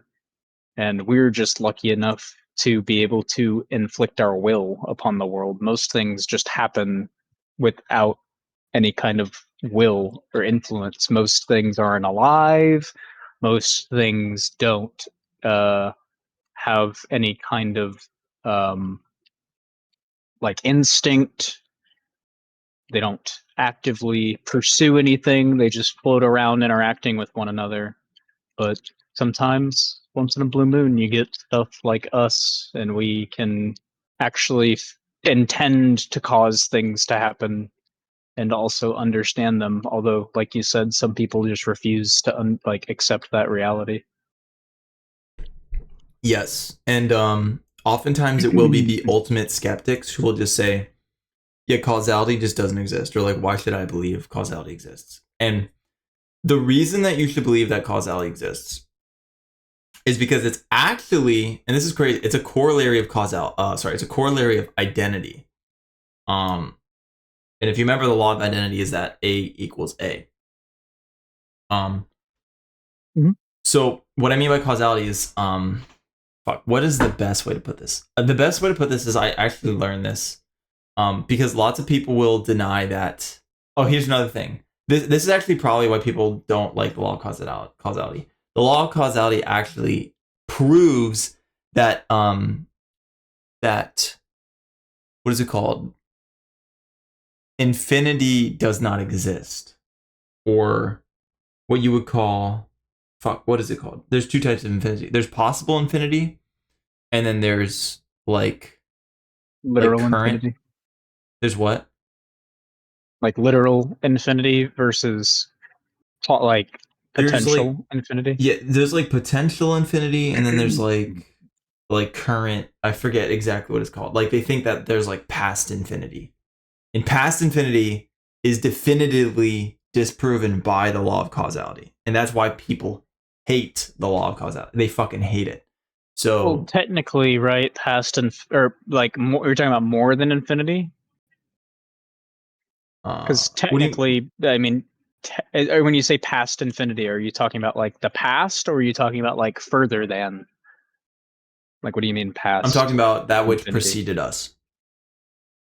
That which precedes? Yes, that which preceded us before us. Oh, I mean, well, the idea of infinity, I mean, it depends because infinity can have a starting or a stopping point, but it can't have both. So I mean, What do you mean it can theoretically, have a stopping point? Infinity can't have a stopping point. it can have a starting or a stopping point, but it cannot have both. Like it can, like in reference to time specifically, I think I see what you're saying because yeah, I think I see what you're saying. you can go from zero to infinity, or you can go from negative infinity to zero, So but I've you never can't. actually heard somebody say you can infinity everything is that's a crazy way of saying that. I don't even know if that's But it also doesn't need a starting or a stopping point. It could be infinite on both ends, but infinity just implies like something that has no like end, but an end can be like on one side, like it's just a point. So you can have mathematically speaking anyway. So I don't know. mhm. Logically speaking, I mean it depends on how you define infinity. Technically there's nothing that precedes or like uh suffixes or whatever infinity because it just is. There is no before or after because it's everything. So, but I mean, you would just have to define at what point you're drawing a line and then say there's an after that and there's a before that.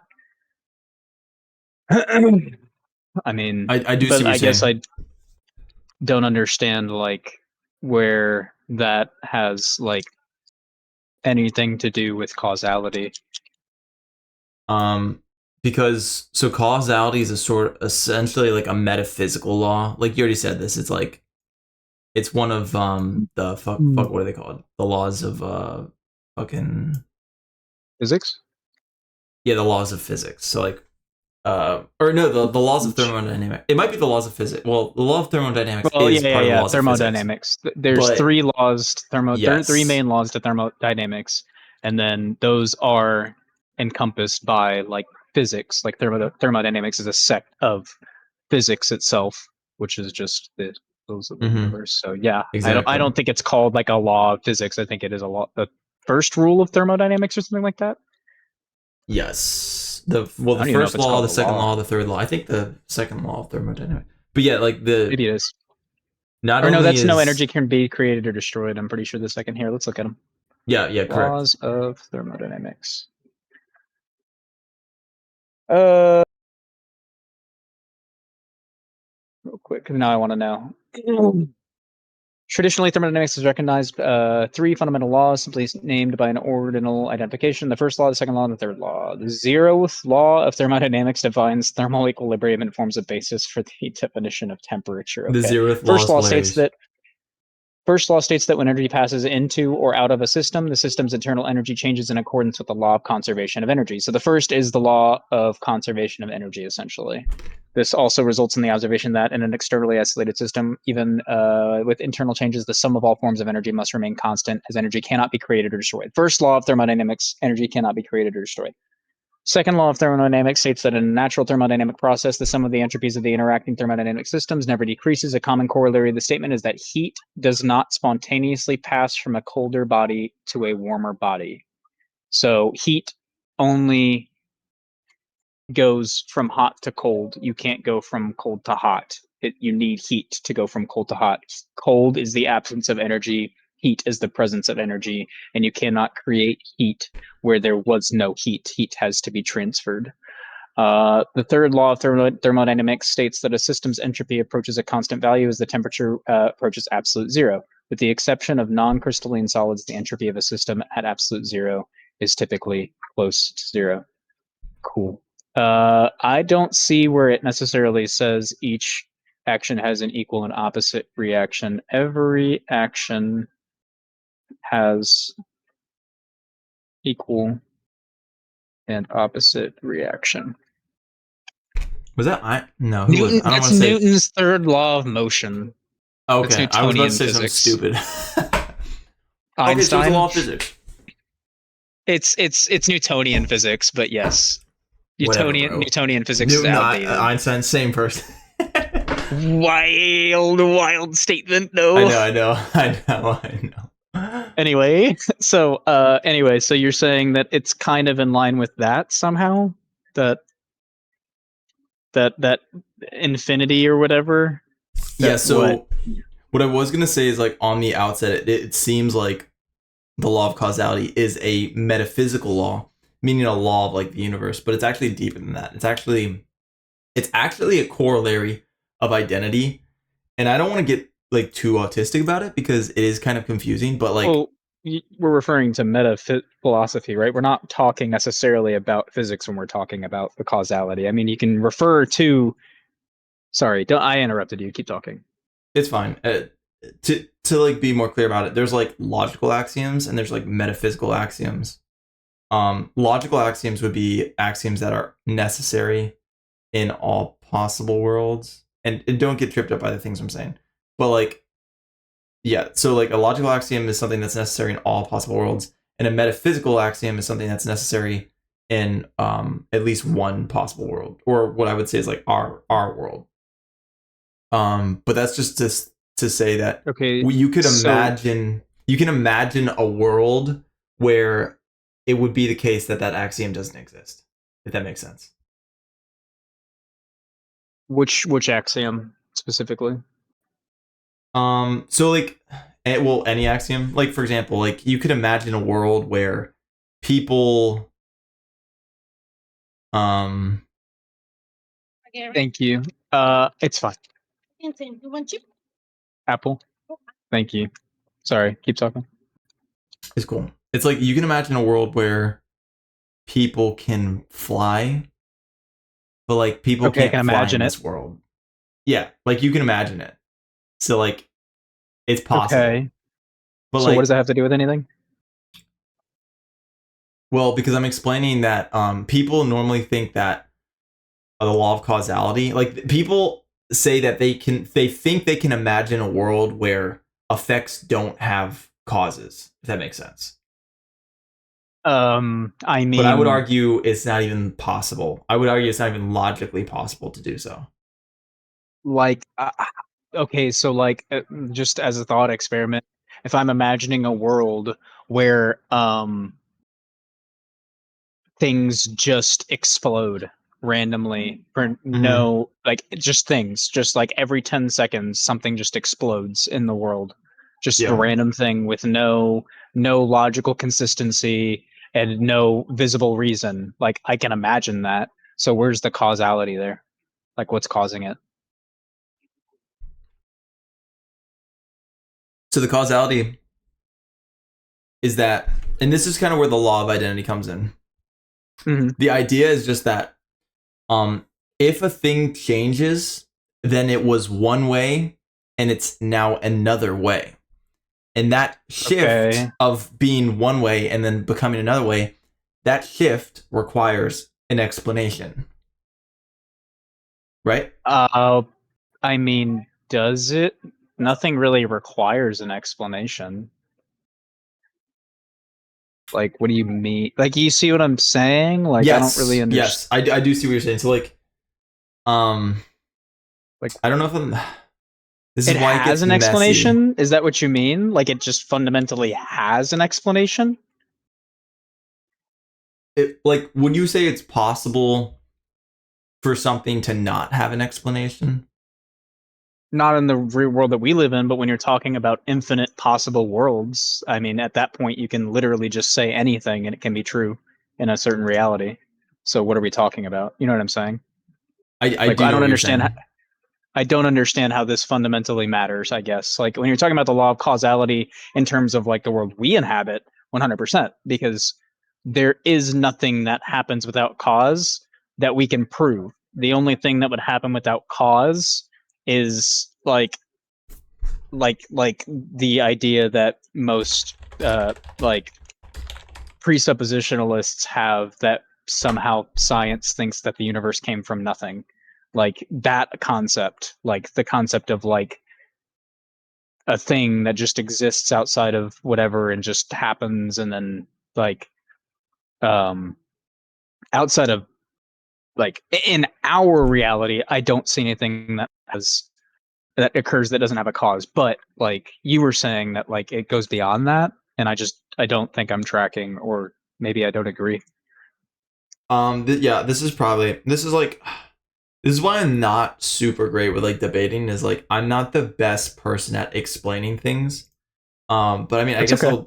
I'll try to do like my best. Like, Usually when something I grasp something, I start to use like metaphors or similes to like ensure that I understand it, and mm-hmm. then like maybe one of those will be a good way that you can like, once you figure out how to explain it to me, you can take like, because I'm a teacher by nature, like I coach kids, so I'm pretty good at putting things into words, but I have to understand them first. So be a good exercise for both of us. That's good. No, that's a pretty good that's a pretty good skill to have. And also teaching people is a great way of like uh proving, not even proving yourself, but like kind of reaffirming your understanding of things. So that's a good People skill to have. say people say those that can't do teach. I don't think you can teach if you can't do. Yeah, that's fair. That's You fair. can't teach well anyway. Okay. So yeah, but anyway, so what are you trying to belay to me? What am I missing? Okay.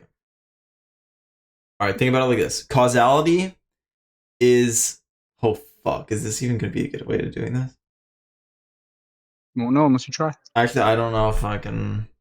I'll tell you what. I'll step back from the identity because that's a much harder one to try to do. Even though that's Hmm. all in my notes. Fuck. All the Phil Bros have made me change my notes into like proving formal syllogisms that are so fucking hard to comprehend that I got rid of like my easy explanation of causality. That's okay. But Try the all one that's try the other one. Just try it. yeah. So all I See. mean by causality is an event, an event or an effect has a cause. And so something can't happen without a cause. And if you try to conceptualize an effect without a cause, you will end up conceptualizing an effect. And then well, I don't know how to say this, bro. Like you can conceptualize an effect. Like you can conceptualize The effect an is going to fundamentally have a explosion. cause. You can conceptualize an explosion happening. Mm-hmm. You know what I mean? Like you can Mm-hmm. conceptualize a truck running off the road or something, or hitting a tree or something. Like you can conceptualize that. But Mm-hmm. I mean, I I can also yeah, conceptualize a tree materializing in the middle of the road and then the truck running into that tree. Like I've watched Supernatural. Like I can conceptualize the concept of something appearing and disappearing in an instant. You know what I mean? So like, but yes. like, what caused that thing to happen? Like, there, I don't understand. I don't understand the point of even, because we're talking about this reality. We're not talking about like we're not talking about like potential realities or whatever. Why like that's kind of what I'm stuck on. Like if you're talking about this universe, this reality, I will agree that we have not collectively observed phenomena that can occur without a cause. And those that we don't understand, we just simply do not understand the cause yet. And until such a Yes. time as we do observe a phenomena that has no cause provably, it is to be assumed that every effect has a cause. Like everything that happens was caused by something. So, two things that I'm stuck on are A, why are we talking about other realities? And B, why where does this axiom fit in for any reason? It seems like it's just a redundancy of other things. Yes. You said it That's fits in kind with of what I was identity. trying to explain with identity, because identity, and the reason I was talking about other worlds is because I was bringing in modal logic, and like I probably shouldn't have brought that up because it kind of just makes it more confusing. So I don't know. I'm trying to apply different things I learned to explain it, and it's not successful because I'm not modal logic Because we're is not not talking about modal my logic right now. modal logic We're is talking about not my yeah, we're exactly. talking about regular logic. So you brought up modal logic without modal logic being brought up. So now we're talking about a realm. Okay. Okay, well, it says modal logic is a type of logic that deals with concepts of necessity and possibility, allowing for statements about what must be true or what could be true. It is used in philosophy and other fields to explore ideas like knowledge, obligation, and causation. So, but the thing is I don't understand how that has anything to do with like just okay. Is a logic of necessity and possibility used in philosophy and related fields. Learn about tool for understanding concepts of knowledge, obligation, and causation. For instance, the epistemic modal logic, the formula something P can be used to represent a statement that P is known.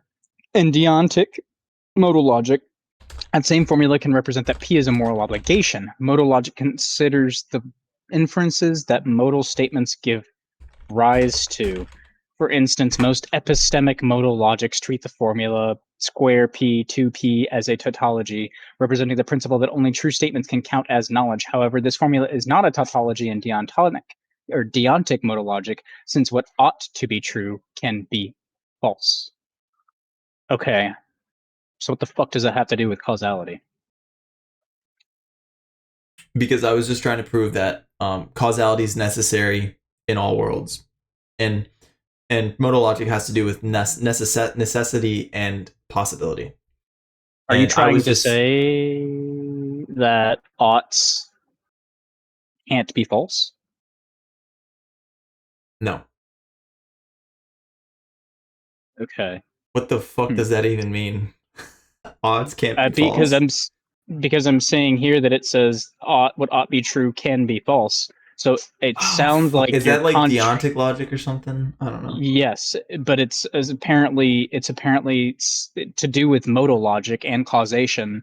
And so I'm trying to understand. I'm trying to grasp if what you're doing is trying to contradict that by stating that causality like somehow like supersedes like possibilities, as in like no matter what possibility possibilities, it's completely impossible that causality is not true, which I just kind of assumed would be somehow opposing like something to do with oughts. Because I mean, like the whole this thing, the tautology of like only true statements counting as knowledge with epistemic modal logic, whereas in deontic modal logic, Mm-hmm. There's um, lots of different true. logics, and they're weird. There's like counterfactual Okay, logic. There's like paraconsistent logic. There's like a bunch of bullshit. But okay. okay, These so all seem I very actually found some contradictory notes. to one another. I found some notes that actually narrows it down a lot. So causality is how identity behaves through time. Okay, so this is actually a really good way of putting it, because the idea is that things have an identity, and it's like identities change, right? Like they They change. Like can. or well they can, and they also do. Or Okay. like for I mean, example, like yes, we observe them changing. an apple turns into apple slices at different periods of time. You know what I mean? Its Sure. identity changes. And why does its Uh, identity change? Entropy. Well, because something caused it to change, right? I mean, yeah, sure. I suppose, yeah. So like so to I'm trying to. deny. Well, you're using the slices. I'm trying to understand it fundamentally. So, like in existence, entropy is real. Like everything is Mhm. constantly like entropying, whatever, however that word goes. So, Exactly. like Like the things, identity of things are identity changing. are constantly changing by cause of anything. In that instance, it's entropy. Nothing even has to act on it. It's just the universe in motion. But everything else as well, if something changes identity, something is causing that to happen. Although Yes. technically, I mean, entropy in and of itself, I mean, I guess you could say that entropy is a cause, but entropy is also just the natural state of the universe. So, but I mean, it's still causing it. The idea of entropy is still causing it. So causality is fundamental. Now, again, I'm still hung up on the whole universes thing. Like you made that like a thing, and do I just need to drop that? Like, do I just need to ignore that? Are we just Yes. not Yeah, you talking should about that? drop. Okay. You should drop that. Because because Cuz because then we're just talking about like again like we're just talking about flip flop and glip glorp, and it's like we could just say whatever the fuck we want. You know what yeah. I mean? So, but yeah, Yeah. I absolutely. shouldn't have So brought that up. That was a dumb thing to do. That was little my bit, bad. little bit, not like dumb, just like confusing. I would say Yes. Yes. It was definitely too confusing. But because I don't I I'm really not didn't I'm even. making sense, right? Like I'm not off the rails with what I'm saying in reference to that, am Yes. I? I just want to make No, sure that I don't you're sound right. fucking crazy. No, Okay. you're right. No, it's Because like just I a didn't want to be really. missing something that was important to your fundamental reasoning, even if we weren't getting into like modal logic and stuff like that. If there was like something Mhm, that I'm missing where I like actually you're wrong, you know what I mean? Like actually I'm wrong. mhm. Fascinated if that's the case because I can totally imagine a universe where like is not a thing and like just shit just fucking does whatever it wants. Like Yeah, exactly. Like so I don't I don't even have to go um that far. I'm just kind of like in the Phil bro mindset, and you'll see why I'm like one of my future videos. Why I'm like kind because of. you're gonna be because you've been watching so much of it and you're just I've like been I've been fuck these watching so much guys. of it. I'm basically gaslit at this point into like. You're trying to use their logic to disprove their logic. I'm trying to formally prove something that doesn't need to be. Like you just accepted it immediately. I'm like events have causes, and you're like yeah, and I'm not used to that. Okay. Because okay. I mean, I don't know why. Who the fuck are you talking to? Like what the fuck? That It's what I'm just watching. seems it I'm just being seems radicalized. fundamentally oh my god. I'm being how to rat it. Have you ever do you I mean, you do watch YouTube. Like, did you ever go down Yeah. any of the pipelines or anything? I don't know. Probably not. Um, Like, have you ever heard of the Pewdie pipeline? no. Like I've watched icebergs, but I'm assuming pipelines are different. Well, so the pipeline is like the algorithm and how it guides you to different places. So like and it's like how people tend to get radicalized and it's all based on your personal like your personal inclinations. So like if I'm inclined to be like a maybe like black pill, red pill and all that shit is, right? Yeah. If I'm inclined to be like insecure and nihilistic, if I go far enough down the red pill space, I will end up black pill. Like I will black pill myself. Like you do it to yourself. It's Oh, okay. like I see what you mean. it's an inevitable thing, but it's guided by like things that are like the algorithm, like the YouTube algorithm. So like you start with PewDiePie, and I don't know if you remember, like I don't know how much you know about PewDiePie, but like he said the N word on stream like 20 years ago, right? Yeah. Like Which is he's so by far, funny. he's far from a perfect human being, right? Obviously, I think it's safe to say he didn't mean anything by that. He just said a really fucked up, stupid thing, trying to like be No, edgy, it's like just a so gamer funny bro. that something that I like okay, this might be a wild opinion. I think Yep. that is such a low like in your terms such a low immoral act on the totem pole of immoral things you can that is such a minuscule act of like meanness or rudeness that I just find it funny that people get so upset about it. And like I know it's a rude thing to say, But for me, it's literally just like a Well, rude term. Many people take it as like something that's like scarring, or it's like traumatic, and I think that's just stupid. But I know that's a can we hot talk take. about that for a second? I don't think it's You necessarily a can if you hot take. want. I understand where you're coming from. Okay, I'm only want to say like two things. First of all, I think it matters that PewDiePie is not American. Okay, Okay. I think it matters that that is an English, like an American English word, pretty much that was created to oppress, like to talk about a type of people that were forcefully oppressed based off of racism, right? PewDiePie Mm-hmm. is not like a white supremacist in that sense of like he has no ties to America really outside of like his audience. And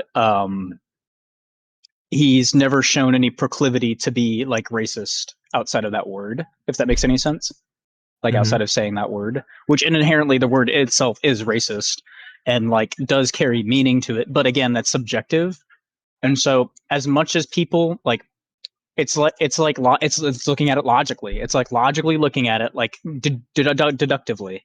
Like what did that mean? Was it is he actually secretly like racist and like a white supremacist, or is he an edgy gamer bro that was thinking of the most fucked up thing he could say about somebody that he hated in that moment and said it? And it's like, okay, as much as you don't get to tell somebody how they get to feel about something like that, because like, a black person watching that like gets to be like, fuck that shit, hell no, that dude's fuck that guy, right? Like, Mm-hmm. I'm gonna sit there and I'm not gonna like shun you for being like, hey, like, yeah, yo, I get it, but I'm also gonna be like, couldn't be me, for two reasons. One, I can't understand what it's like to experience that outside of like my family. uh Two, I just don't care. Like I just don't care about words personally, me personally. But like that's a privilege that I have being white. Nobody's ever called me a crack. Like nobody's ever called anybody a cracker and then hung them from a tree. You know what I mean? Yeah. So like, um, that's my take on it. And so like when you say something like that, it's like, yeah, 100%. I agree. I think that morally, that's like 100% like not something that's like too concerning. But I think that the context is what matters, right? It's just like anything else. It's like context matters. If you just look at a Mm-hmm. vacuum and say somebody said the N word with a hard R, it's like, oh well, yep, you're dumb. But like then you look at the context and it's like, okay, was he at a Klan rally, like talking about like lynching people, or was he playing PUBG and then got shot in the head and then instantaneously like said the most retarded I think shit? you really And nailed it too, because I think intentionality does matter. Um, Not necessarily like in like justice, in like the legal Mhm. system. Intent doesn't matter so much. I mean, maybe it does a little. It depends on the circumstances. But like Right. intent matters in And like giving you like warning signals about being careful about something. And so mhm. if somebody says the gamer word in a game, it has very different implications than somebody saying the gamer world saying the gamer word in a in a clan The meeting. Those gamer have different word. That's so implications funny. because Yes. the gamer word, because the gamer But word in a clan meeting, it could lead to something that's actually physically harmful, and that's dangerous. So I can see that. I can see that perspective definitely. can I touch on one more thing with that then in that case? Because you said that, and we'll get Sure. back into the pipelines because I wanted to talk about pipelines for a reason. So you said like that it can lead to real like things, like if said in certain context. That's the issue that people, when they look at it in depth from a lens, talk about when they're like I will say like leftists or liberals or whatever, like whatever you want to call it. They'll say stuff like, it's not okay to say it at all, right? Because what ends up happening is you then open up the space for things like that to be normalized. And where does that lead? That's the question. That's the issue. Because at the end of the day, the word is the word.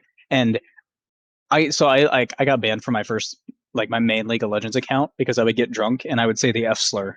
Like I would type the F slur at people like constantly. Like I'd be so tilted and mad at people for like inting That's my games and hilarious. feeding my games. I would, yeah, yeah, it is pretty funny, but also like it was also like I thought it was stupid to be banned because people could intentionally feed in my games and intentionally troll me and ruin my games and ruin my like whatever, but they didn't get any punishment. But when I like basically called them words that they could, that first of all, there was a filter. So if you said any kind of bad word, it could filter it out. You had to choose to turn that off in game. Second of all, you could just mute somebody, so you don't have to read their words. You know what I mean? Third of all, you could just like chat ban me. I thought it was kind of goofy to permanently ban me, like for that. Like, That you know is what I mean? Like I got ridiculous. permanent. Yeah, that is But ridiculous.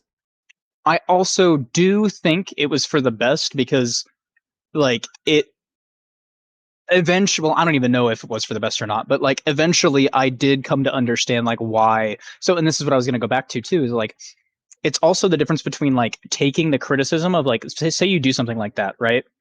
And then people criticize you for it and they express why like it's inherently like unethical. How you respond to that criticism says a lot about your character. So and I didn't respond to that criticism because I felt bad and I wanted people to accept me. I don't care what people think. I really don't. I really do not care what people think about me outside of like my family, kind of, and barely. Like, I don't really care if my family thinks I'm like successful or whatever. I care that like, they trust me and they think that like I'm a trustworthy person who can be responsible.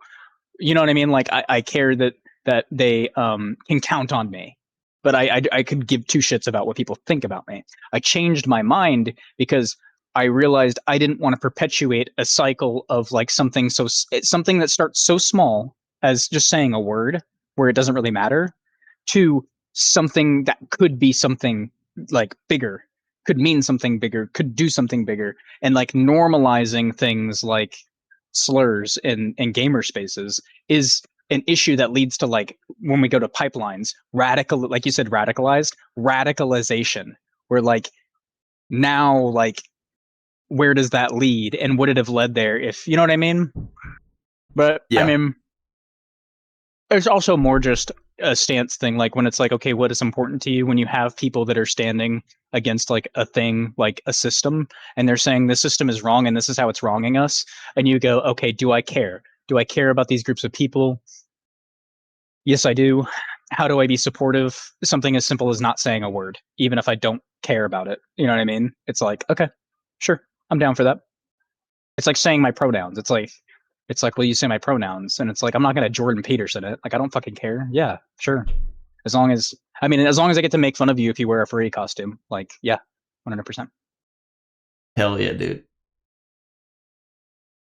But Um, I was asking pipelines because there was this video called oh, I was gonna ask if you knew of a YouTuber called Innuendo Studios. He did like a whole like how to radicalize a normie series, and that's the I actually watched that series first because this was when I was more centrist, quote unquote, and I thought that like leftism and liberalism was all stupid as shit.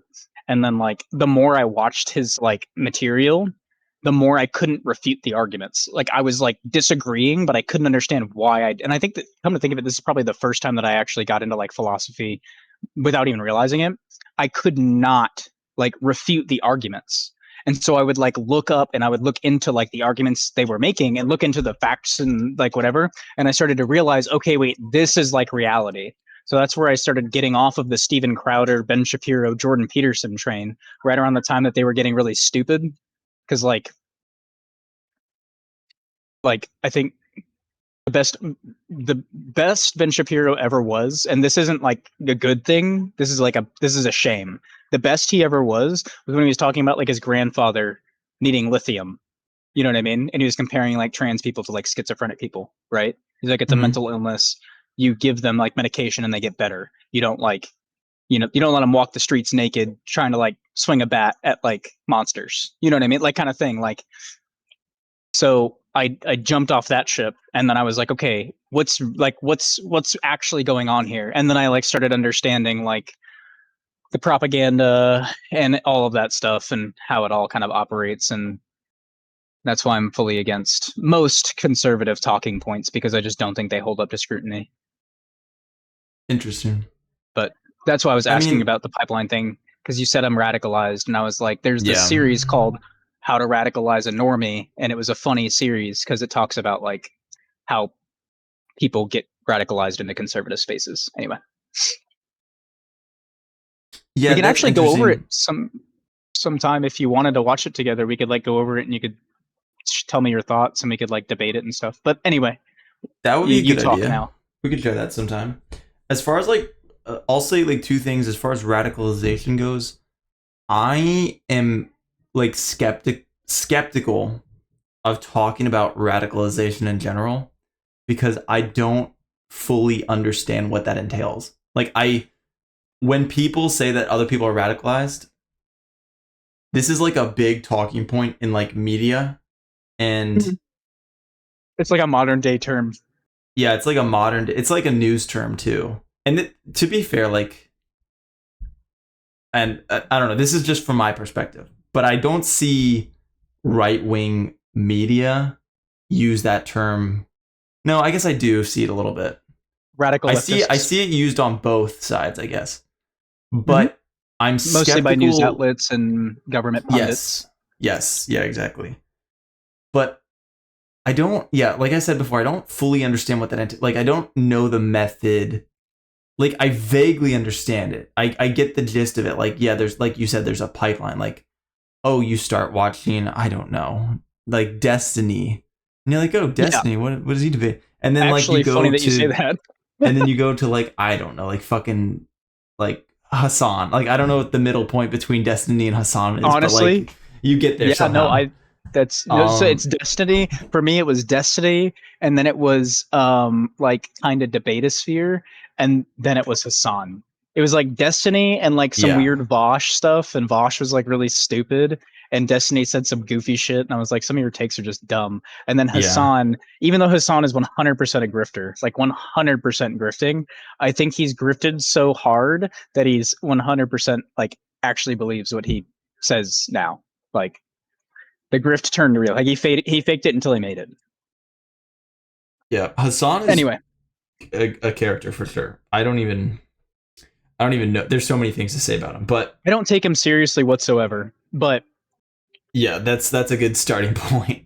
Um, he he will defend people to his last breath. Like he will defend human rights to his last breath. Period.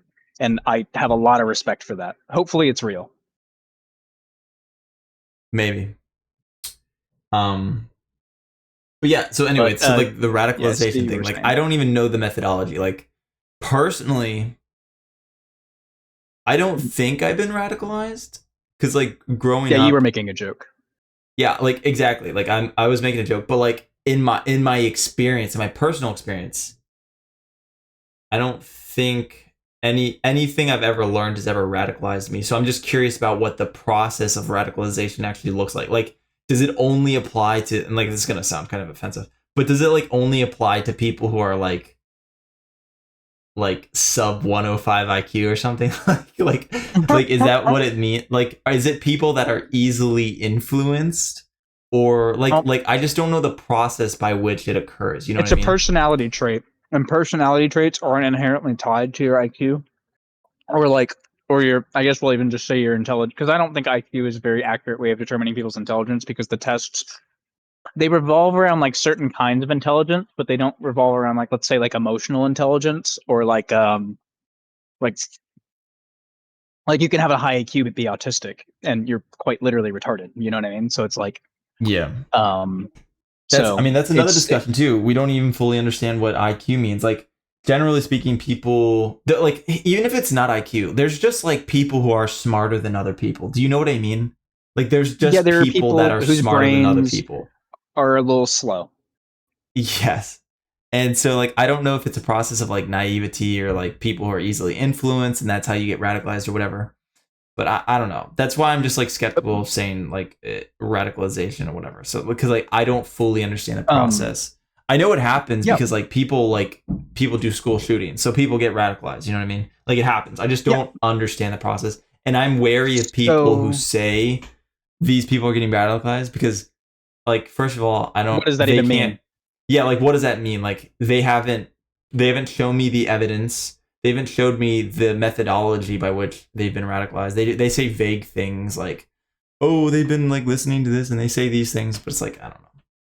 Like for example, So this is going to be another hot take. Well, you go first, and then I'll give another hot take. no, go ahead. No, go ahead. Okay. For example, is great. I Um, know what I want to it, say. this is probably going to be crazy for some people Okay. listening, but like, let's talk about the Groypers for 1 second, okay? Okay, good, good. I'm glad you brought it up because The I was so gonna the talk about this Groypers later. are like infamous for being like I guess like white supremacist like white supremacists national white supremacist is probably the worst thing you could say about them, right? I don't think there's a worse term you could give to them. And like there's like a Yeah, degree of truth to that. A degree of truth to that. But like if you've ever this is gonna be so great. If you've ever listened to Nick Nick Fuentes, Fuentes. Yeah, this is gonna sound crazy. I actually agree with a lot of the things he says. And I think he gets taken out of hot context a take. lot Mm-hmm. because all the clips of him saying, funny I'll say funny things, but like all the clips of him saying the most insane things, like people see those Yes. clips and they're like, this guy is fucking insane.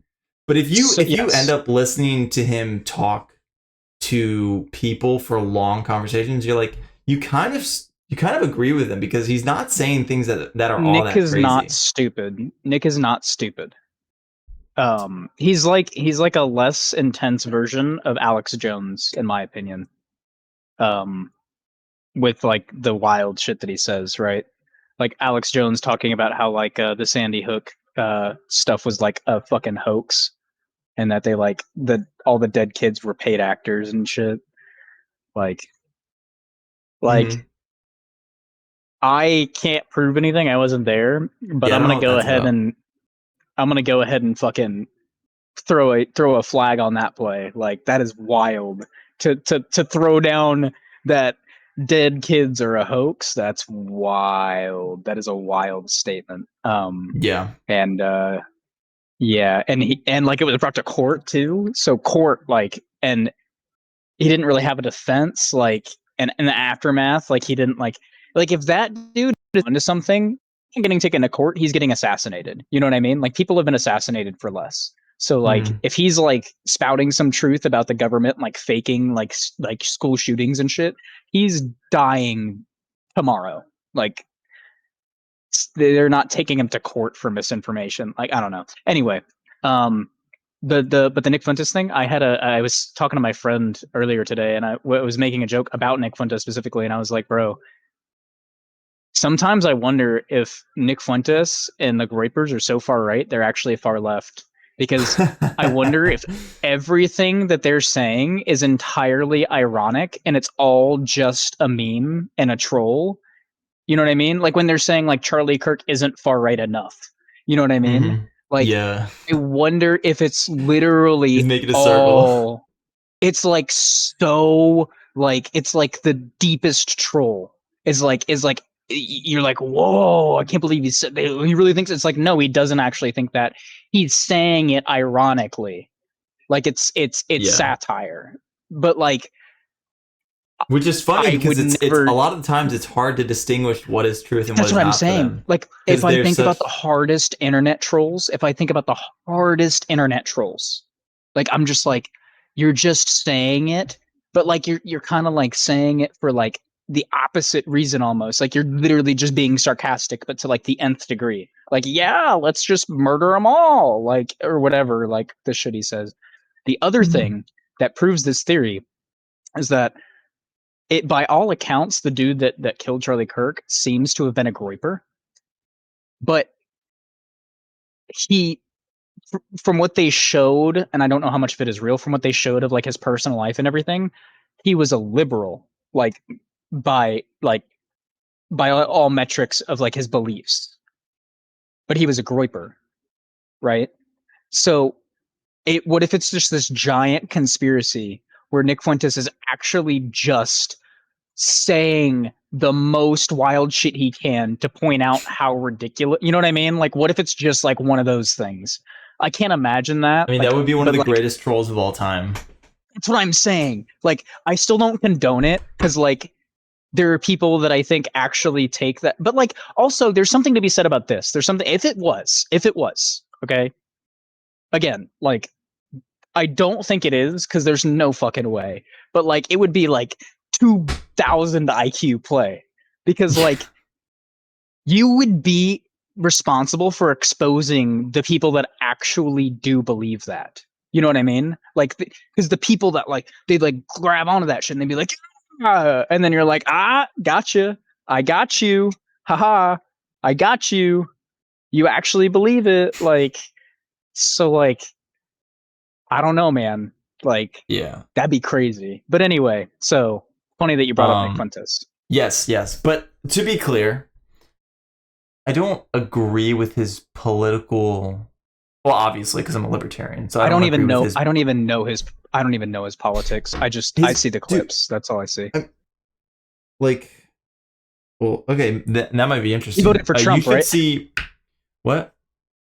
He voted for Trump, right? Like, he's a Trumpy, Um, Actually, I think he or does he? didn't. I think he didn't vote for Trump this election. He voted for him the Okay. last two, I think. If you ever want to see like an interview of him, go see the recent one he did with Dave Smith and Okay. Nick Fuentes. If you like want to see him, Yeah, I'll look at it. If or you you're just recommend it, interested I'll in watch seeing, it. Dave but Smith and Nick Fuentes. Nick Fuentes. I'll look at it today after we get off the phone. So yeah, this I is probably probably will like this is not probably watch gonna be a it hot because take, but I think Dave Smith, Nick Fuentes. this is a super hot take, but I'm just gonna fucking say it because why the fuck am I if am I on here if not to like speak my fucking truth like a liberal? Yeah, just say whatever you want, man. I mean, like, I think that uh, Nick Fuentes isn't a bad guy, and I know that's a hot take. I know that is. that I is a hot think take. that I think that he acts like an edgelord because he likes the. I think he likes the high, and he also The likes to have attention. fun. He's kind of like You think he's it's a kind of like grift? your he's kind of like your high school crazy friend that was just like one of those crazy guys that just like he was that friend Uh that you huh. had that was like That crazy in never high grew school. up. Yeah, yeah, sort of like that. I and think that's the kind of guy he and that I is. don't like to this day. Okay, cool. Yeah, true. It's fine as long as you grow up out of it. To be honest, that's the question, though. So the question would be: at what point does the edgelord thing and the whatever and make you not a good person? Like, at what That's a good point is question. it Let me no finish with longer my acceptable? explanation though. Let Yeah, me yeah. finish Go with my ahead. Go ahead. explanation. Now there is a difference between actions and what he says. What he says is that he believes in a national identity, which I disagree with. He also doesn't believe in ethnic cleansing or getting rid of black people and Latinos. He believes in, well, I mean, at this point, he might believe in getting rid of a few of them, but he says he's just in favor of stopping immigration completely. He is in favor of keeping an ethnic, like an ethnic bloodline, which like kind of sounds bad at first until you kind of dig a little bit deeper into what he's saying, which is like, it's like if you're a white person, generally That's where I'm speaking, frowning and my eyebrows are raising. But okay. okay, I'm interested why. But so like if you're a white person, generally speaking, you're attracted to white people. If you're a black person, generally speaking, you're attracted to black people. I think that what he's saying is like he okay, no, it is a little bit different with him because he said he's attracted to colored girls, but he wants his genetic heritage to be white, which like I don't see It that as is. It will be no matter who you sleep with because you're white. It will be white. yeah, which So, again, like like, I don't see that as a bad thing because look, this is what I see as I bad. What I I see as do, but okay. yeah, that's fair enough. What I see as bad is when you hurt people or when you Okay. aggress against people or you do something that harms someone. Physically, just physically. Not even physically, like also like mentally abusive or sorry, verbally abusive. Okay. Even verbally, I Okay. wouldn't consider what he's doing verbal abuse. To be clear. Okay. So those are things I would consider harmful. If you're not doing those things, basically everything else I think is okay. Um, and I see him as Okay, being is okay mostly. or is ought or is acceptable? You know what I mean? Like, okay, sorry, I'm interrupting you. Go ahead. Yeah, that's fine. Mostly, I'm just kind of speaking off the cuff. I guess maybe yeah, yeah, acceptable no, would be the right one. okay, I've seen most of his opinions. I think mostly, for the most part, he said he wants law and order. He says he wants peace, and yeah, he's got all these things about like race and stuff, and it's like whatever. Like I don't really care about that. I'm in agreement with him about having peace, having law and order, and honestly, to me, those are the most important things. Everything else, his weird race beliefs and stuff, which I don't think are the most insane in comparison to other people online. They're kind of like, I don't agree with them, but it's not the most insane things I've heard.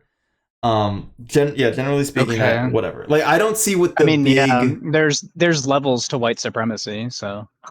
Sure, yeah, sure, that's fair enough. And one of those levels would be I want my heritage to be white and I'm not okay with it being anything else. Like it's one thing to like I mean it's one thing to like I mean, it just look. This is where it gets hard. This is why I completely stay off the topic. And as soon as you say something like it, not you, but like in general, if somebody says something like along the lines of that, it's immediately a red flag to me because it usually isn't just something as simple as I'm just attracted to white people because that's what I was brought up with, and I am just mentally and like I have no like issues. I don't think I'm better than them. I don't think that they shouldn't date. I don't think other white people shouldn't date. Like it's like but it has also nothing to do with the genetics of my children, like my bloodline. Like when you start getting into the bloodline thing, that's where it's like an exclamation mark above my head for me. Because not you, but like when somebody does that is when I'm like, why? Like for two reasons. Okay, three. We'll do three reasons. The first Three reason reasons. is and this is just off topic, like, and not even off topic, but it's just kind of just so you understand, you like, because I told you my eyebrows are raising, like I'm frowning, and you were wondering why. Like, this is why. Aside from me having half of my family being black, aside from that, like, aside from my relation to the black community, just intrinsically, it makes sense to me to spread your genome across like human beings to spread their genomes as far as possible across the spectrum to create the most optimal human beings, like for the reasons for which that's important, i.e., immune systems, compatibility, evolution. It just makes sense to me. Like when you get into the eugenics of it, where it's like, oh, we want to make sure that our kids have blue eyes, blonde hair, and white skin. And look, honestly, if you, it'd be the same as saying, like, I don't said this last time, there would be nothing wrong with white people saying the N word or straight people saying the F slur if slavery never happened and gay people were never like like if people weren't like oppressed for those things. If we lived in a world where that never happened or where that systemically didn't exist anymore, it really wouldn't matter. But that's not the world that we live in. So in a vacuum, it really wouldn't matter if you were like, I want my babies to have blue eyes and blonde hair. The issue is I would argue 99.999% of the time, the reasons why you want that are like off the cuff and inherently bad for society because they're grounded in things like white supremacy. If you're just like literally, if you're just like, I I don't understand this, but I'm assuming it's possible for somebody to be like, I just want my babies to look like this. I don't care about the genetics. I don't care. I would sleep with a black woman as long as my baby looked like this. I don't care. I just like the way it looks, or whatever. I don't know. Like it's weird. I'm not going to understand it, but there's nothing wrong with that. But that's not the reason why. It's like the bloodlines thing. It's like, oh, my bloodline needs to remain pure. That's like, well, why don't you just fuck your sister in that case? Because then it'll be as pure as it possibly is. Just go straight incest at that point. You know what I mean? Like what are we talking about? Like what's a pure bloodline? What does that mean? Yeah, Like I what is a mean, I don't know what he means exactly. He said he wants to preserve his ancestry or whatever, and I it's personally don't. preserved as soon as you pass on your kids. It's preserved in your kids. It's right there. Yes, Listen, I'm not agreeing with you. I just don't understand what he means fully. I don't know. Listen, I'll grant That's you, it might yeah. be racist, but at the I same just think time, it might just be some different, I don't know, some weird different preference. It could be. I I don't don't know. okay, so I don't see the purpose in defending that necessarily, other than playing devil's advocate for the sake of being contrarian and for the Well, I'll sake tell you of why. I'll tell being you why. Because I'll tell you why. It's very simple. I just don't see the evidence for why it would be that case. Does that make sense? every I that it's racist. What about all the white supremacist stuff that he says, jokingly or otherwise? Is that not evidence enough? You see what I'm Well, saying? Like like all of it now we're doing deductive collectively. reasoning. Now we're doing deductive Yeah, reasoning. right. I think Yeah, we can sure. deduce that most likely the reason why he would. Now you did tell me to watch this interview. I don't know if he says anything in this interview that's like eye opening, so I'll No, get he back to doesn't you on it. talk But about race in the interview. He talks mostly about politics. But this is where I'm coming. I bet I can find something where race gets brought up in the politics, even if it's undercover. You know what dog whistling is, right? yes, it's Okay, shit. It's where they say it's something when you subtle or whatever. it's when you don't say the loud part. It's when you say something like you don't say the quiet part out loud. You know what I mean? It's Yeah, like yeah, yeah. instead of saying black people are savages, like instead of saying like blacks are savages, you go, well, statistically, there's more crime. Like black people commit more crime. That's like a dog whistle. That's meant to say Uh-huh. that like that black people are like because you have to look into like why is that, could it possibly be because the systematic like the system in which they were placed after slavery like produced an environment that was intrinsically designed to be more difficult, and the fact that crime is directly correlated to like the cause of crime is almost certainly, or the main cause is poverty, and that we impoverish people of like there's, you know what I mean? But just stating like as a factor, as like a support of an argument that like, well, black people commit more crime, so maybe we should just get rid of them. It's like that's a dog whistle for you think black people are like savages, or like you just don't like black people, or like, you know what I mean? Like it's that's what, yeah, a dog whistle would be, and there's plenty of them, Gotcha. right? Like gay marriage. I don't know, gay intersex, whatever, intersexual relationships being like an abomination because of the Bible. Like that's just you saying that you're weirded out by gay people kissing, which like I am too. I don't want to like stare at two gay dudes making Yeah. out on the train. I don't think, Yeah. but like I don't go around saying that they're an abomination. I did used to say stuff like, "Oh, well, it is actually unnatural," but then like I learned that actually like there's plenty of homosexuality in the animal kingdom, so there's no evidence that like homosexuality is unnatural. So anyway, so like yeah, those are dog whistles. But there might be some dog whistles in this interview that I could probably maybe see. But I'm also like I am kind of radicalized onto like the leftist side to a degree, where like I have been taught, like I have taught myself how to look for these things, and I've taught myself how to look for them on the left too. That's how I. Oh, this is what I was going to say earlier. When you say radicalize, like you're always um like cautious or whatever, skeptical of radicals, like the when somebody brings up radicalization. The answer is you radicalize yourself.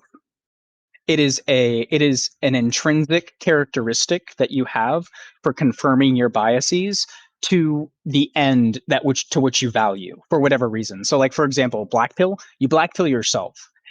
It's not to say that other people aren't like responsible or shouldn't be held accountable for like the way in which they misinform.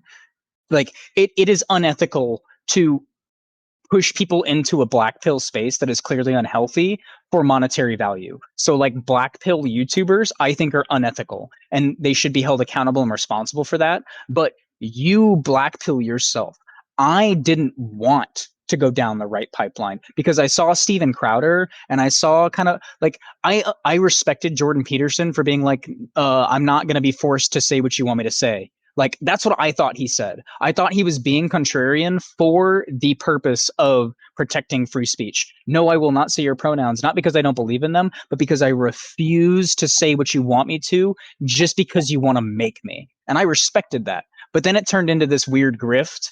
And then it turned into all this other stuff, and I lost all respect for him. Same thing with Ben Shapiro. Ben Shapiro was like the logical guy that would debate. And then I was like, oh, you're just literally debating college students and doing gotcha moments. Like, okay. And then and then he debated Alex O'Connor, and Alex O'Connor completely fucking trashed him, and I fucking loved that. Same thing with Steven Crowder. It's like Steven Crowder got his podcast, and then as soon as he got his podcast, like it was funny to watch the clips because like I was young and I didn't understand what politics, and I would hear him say quippy things and like facts, quote unquote.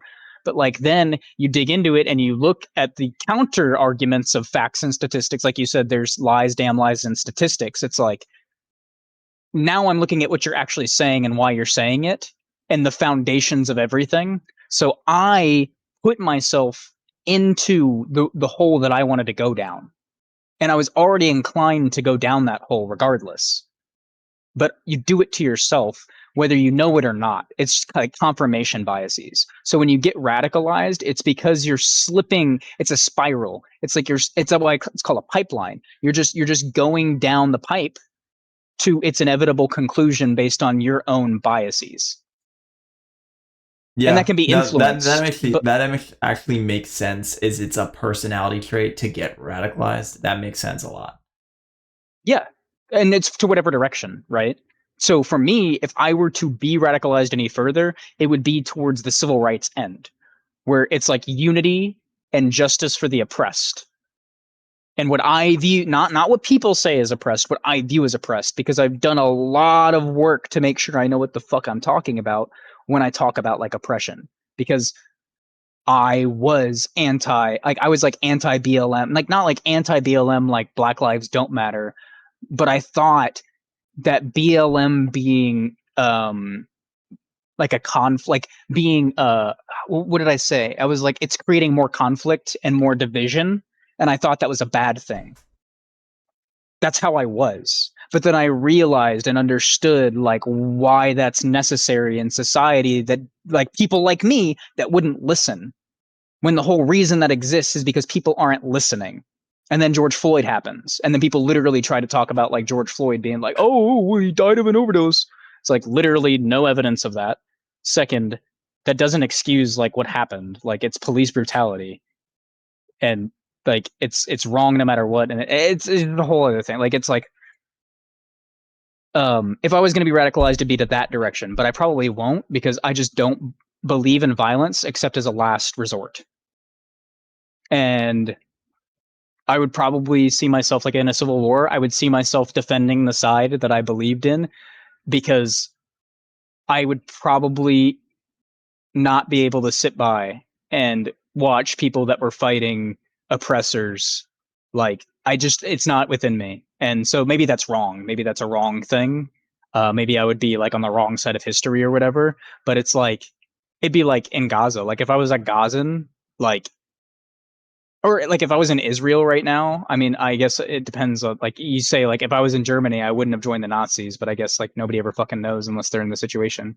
But like I would hope that I would be one of the people that would harbor Jews. I would hope that I would be one of the Israelis that speaks out against the Israeli government about like bombing fucking hospitals. I don't think that Hamas potentially hiding under a hospital is a fucking excuse to bomb a hospital. I just think it's fucking retarded. Like it's so but yeah, you radicalize yourself. It's intrinsic bias, um, and that's why I think it's important if we're talking about like a unified society, because we both believe that a unified society is the best society.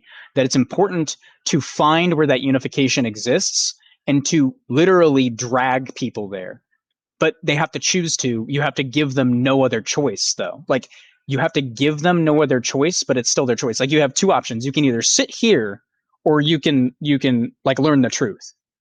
Like it's literally red pill or blue pill, not like red pill or blue pill, like on the floor, "Oh, red pill, blue pill. No, like actually, do you want the truth or do you want this fucking bullshit slop that you're being fed? I guess it's just going to continue. Like it's iterations of the matrix. It's just going to continue until eventually we all actually figure out what it is. But unfortunately, we can't get past fucking white Christian nationalism. Bro, white genocide is the wildest fucking take ever that anybody comes up with. Like we can get into it. We can get into it. I love it. But White genocide. Well, I guess we'll have to. Um, have you but have you ever heard of like the Great Replacement theory? oh yeah, yeah. Like the idea that like people are trying to like replace white people and like get rid of them as like a race. Mm-hmm. Mm-hmm. It's fucking hilarious. I here's what I'll say, and I want to say a few more things about Nick Fuentes just so I can clear up my position on. Uh-huh. Um, I guess my biggest gripe with this whole thing is I don't, and this is just me speaking honestly. I just don't understand why people hate him so much, and that's probably the Uh-huh. big disconnect. Based on the things Yeah. he said, I'm just curious the processes by which people don't like him. Yep. That's my biggest thing. From what I've heard some of his stuff. I've heard a lot of his like his biggest debates online. I've like the most famous ones, where he goes on the panels and stuff with the people. And I don't know, maybe it's just cuz maybe it's just I'm inclined to the right side and I'm an individualist. So the things that he says kind of lean closer to my own beliefs. But I'm curious if it really is like the racial things or the insensitivity of the things, like the edginess of what he says, or if Hmm. people think that he's actually like trying to lead like an uprising of like white supremacy. I'm just curious what people's, and also not just like what their general thoughts of him are, but like specific statements that they've heard from him, and those statements, how they process those statements to come to their beliefs of hating him. That's what I'm curious about. Okay. What if I did some research on a few things? What I'll do is because I don't have them handy right now, like in my brain because there's just too much. Like I'm just not going to pull the exact phrases, and I don't focus on Nick Fuentes enough to like remember shit that he says. But there's some things that I've like watched that I think would be interesting for you to watch and hear your take on it as well. I can do some research. What I can do is I can pull these videos and then I can also pull the sources of those videos to get the full context because things get pulled out of context. So we can look at what those people are actively saying, like what certain people voices of people as well, like representation of groups of people. The reason why they're making the video is to explain to people who don't understand like why people will say what they do. So they'll play a clip of like something Nick Fuentes says, for example, whoever, right? Charlie Kirk or fucking Steven Crowder, Nick Fuentes, whoever it is that is under the spotlight. They'll pull it and they'll be like, so this is why this is a problem. Right. And then we can also, what I'll do is I'll do more research and I'll dig up the actual context to see if there's anything being left out and if there's any way to refute what's being said. And then we can go from there if you're actually interested, because it Yeah, no, sounds that like you sounds like say like fun. That sounds like a fun little um homework assignment. We'll like pull up some um clips, we'll watch videos, we'll take some notes, and then we could like compare the notes on a recording or something. I think that would be fun. yeah. And then I can also kind of just surface level answer that, but I don't know if there was something else you wanted to say. You said a couple things that you wanted to clear up your position. That was one thing. I don't Um, know if there was more Mostly things. just, yeah, just mostly. Okay, well, yes. Okay, so like obviously I don't agree with Nick Fuentes on most of his politics because most of his politics are like Mhm. authoritarianism, which I just disagree with. Like it's opposite of me. It's like it's on the right side. Like I'm Mhm. kind of like leaning to the right side. Like culturally, I'm right leaning. I'm like Okay. complete total anarchist, but like culturally speaking, I'm right leaning. So I'm kind of What does that like mean? opposed. Culturally, you're right leaning. What does that mean? Like I believe in like strong families. I believe in like Like, strong community, and I don't know, maybe that's a leftist value too. I believe in strong families, oh, strong yeah, you're communities. just traditionalist. That's a Yeah, yeah, sort of like genuinely traditionalist, traditionalist, but I'm not like or a like more like this is why I don't say I'm a traditionalist. I think tradition is kind of stupid. I believe in like and this is effective where like practices. I believe in like real like logic and science and like advancing and using science. So like I'm Yeah, happy to abandon tradition for something that's just scientifically better. Like that's when like yeah, like sorry, keep yes. talking. Exactly. So it's like I don't like tradition because tradition is kind of like people doing things and they don't know why they're doing the things, and that annoys They're me. just So doing I them, don't call yeah. And then myself. when they're pressed, they go, well, because. because this is the way we've always done it. Because Yes. this is just the way that it's done. It's like, Exactly. Which is why no, I avoid. why? Exactly. That's why I don't like being called a traditionalist. Also, conservatives kind of get mixed up with traditionalists because a lot of them are kind of intertwined with each other. Because That's what I was conservatives saying have a when you lot say of right traditionalist leaning, because values. you don't sound pro life, you don't sound Christian nationalist, you don't sound like you're not like I don't think that you're inherently transphobic or homophobic or anything like that. Like you're not like right leaning in that manner, like to the way. I mean, because the Overton window has shifted to the right now. So you in today's society would actually be more on the left, but you'd be what like right was like maybe 20 years ago. Yeah, yeah, probably. I'm like, see, exactly, because I'm like, because politically speaking, I'm total anarchist, meaning I want complete stateless societies. I want voluntary societies, and Okay. I So want you culturally right leaning societies. So I want like strong families. I want I want to be around like interesting. healthy people, people who are like hardworking, um, you know, people who are competent, Well, people who yeah, think you like deeply. progress, you like science, you like futuristic, you like the idea of Exactly, science and exactly. stuff like that. I guess But I'm the thing like is like, what does that look like in meritocratic or culture? yeah, Mer- yeah, I don't like the idea of meritocracy. meritocratic. We can get into that stuff too. Like there's Yeah. reasons why it's not necessarily I'm intrinsically against merit based thinking. It's more so what that ends up turning into, like the good old boys club kind of thing. Again, like where essentially if you do what the guy in power likes, you're in good, and if you don't, then you're like, you know what I mean. So then you have to like sit there and fight norms to get people on your side. If you know, it's kind of icky. Like you, the only way that works out is if ethically we can all agree, and we're just not going to agree ethically because like for example you said that you like strong families. It's like, well, I believe that I believe in communal families. I believe that I think it takes a village to raise kids. I don't think that children should just be raised in their home. I think that the primary caretaker should be the parents responsibly, and I think those parents should be responsible. But like let's say for example that a parent just isn't necessarily a good parent. I think that the community should take it upon themselves to help both that parent be a better parent and to help raise that kid in the capacities to which the parent maybe can't or won't for whatever reason, like stuff like that. Mm-hmm. So like I believe in communal societies. I believe that communally, I think it creates really good culture. I think that Western culture is kind of fractured and lacking at the moment because I think it's entirely based on like commercialization. Our culture is based on commercialization. That's why we have Taylor Swift, right? That's why we have fucking that's why we have Drake. That's why we have, and don't get me wrong, like there's things that are redeemable about those like things, like art wise, like art. We have ads, like the ad. Just look at our ads. Like our culture is ads. Like the art that's presented in like perfume ads is fucking insane. But like I can't stand them because it's literally just an abomination of art. It's taking art and turning it into hey, buy my shit. And it's like Yeah. disgusting.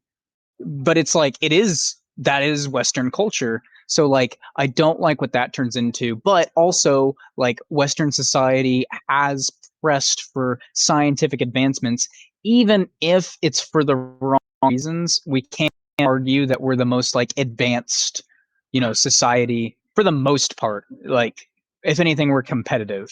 And the aspects that make us competitive, I think are placed on like Western. But if you think about it, like Germany, I mean, like you can call Germany Western, but it's not really. Like it's almost Eastern European. Like it's almost Eastern, and it was there well before us. It just unfortunately got taken over by the Third Reich. But you know, they're very advanced. Like their architecture is very beautiful, but they're for the most part they're very like um atheist as a government and as a people for the most part. I mean, I think that they do maybe kind of have like a Catholic or a Christian centric orthodoxy centric like kind of culture, but like there's no evidence of that within necessarily their government.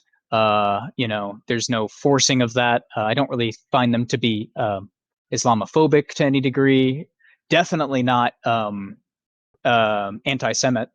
Obviously, they fucking hate the Holocaust. They literally like they don't talk about it, but they have like national holidays and stuff for it, stuff like that. So Mm-hmm. arguable, the point is to argue that like scientifically speaking, it doesn't necessarily need a Western world. Like it's just scientific advancement, and because industrialization was so centralized in America. Like America industrialized so powerfully because of all the resources that we had and all the exploitation that we used.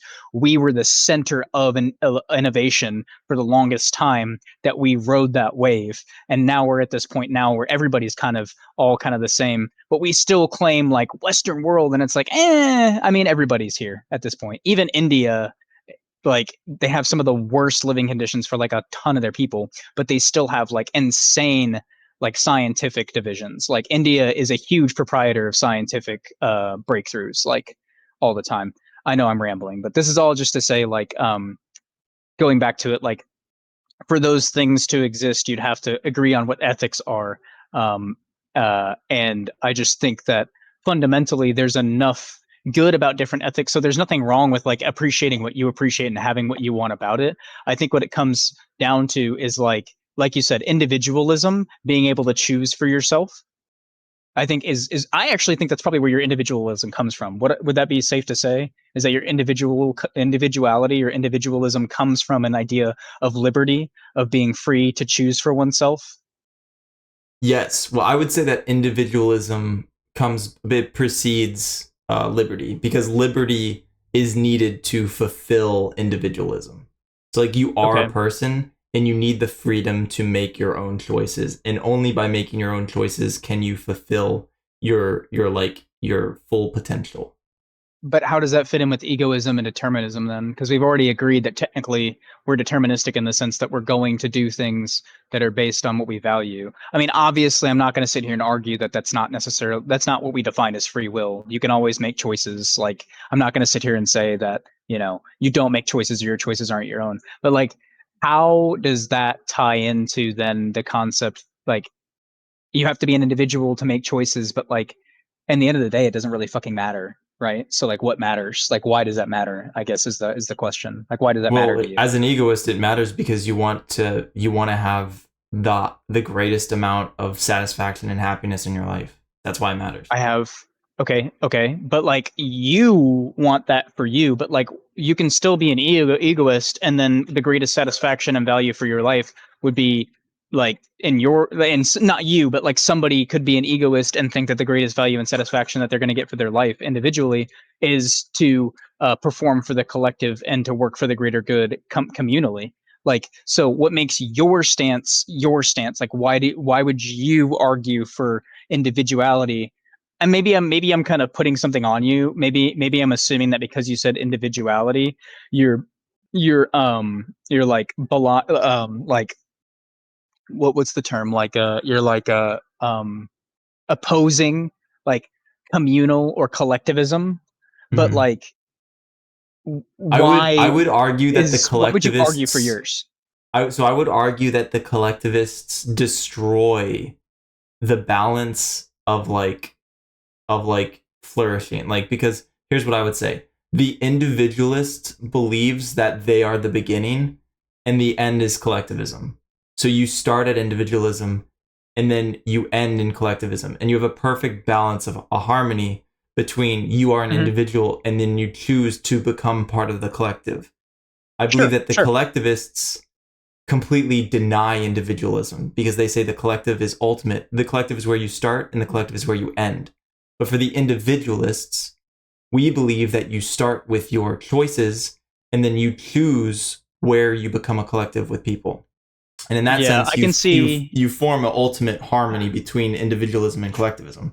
Yeah, I can see the issue there because I would definitely disagree with the idea that like you start with the collective and end with the collective because there is no individual. But the thing is like there absolutely is because you like do make choices and like unless you want to take people's choices away, then you cannot deny that the individual exists. You could, but to deny that the individual exists, you would have to elect to take away people's choice. And if you're taking away people's choice, you're taking away people's liberty, their rights, right? Well, And that's the so I problem think with that that's collectivism, right? Because when you wrong. start with the collective, you say you strip away individual rights for the collective, and that's what makes you a Is collectivist. that definitively collectivism, or is that what you're like? Is that what you're presuming collectivism to be, or umbrellaing collectivism under? Because That's that's not what like I believe. But I would argue that communal style things are valuable and good. But like I don't agree with what you're saying collectivism is. Like I don't agree I with would that. say like political collectivism is the idea that you should Okay. strip away individual rights for the Like, collective, and then is that what you say political socialism is? individualism. What? Is that what you would say socialism is, or is that what you would say is like Yes. a type of so?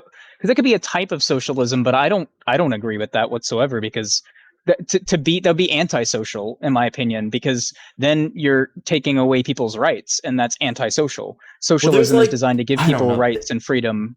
So because like like you could make the you see what I'm distinction that saying? there's like cultural socialism and there's like political socialism, right?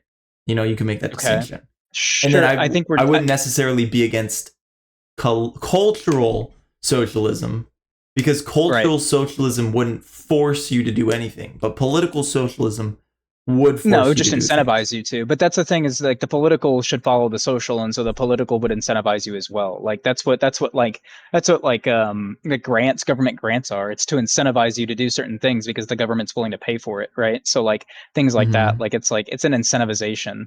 The incentive just being difference between like governmentally government, which the government follows the culture because the government is at least supposed to be in our system by the people and for the people. It's supposed to follow the culture and what's like best for people without being biased towards each individual's decision.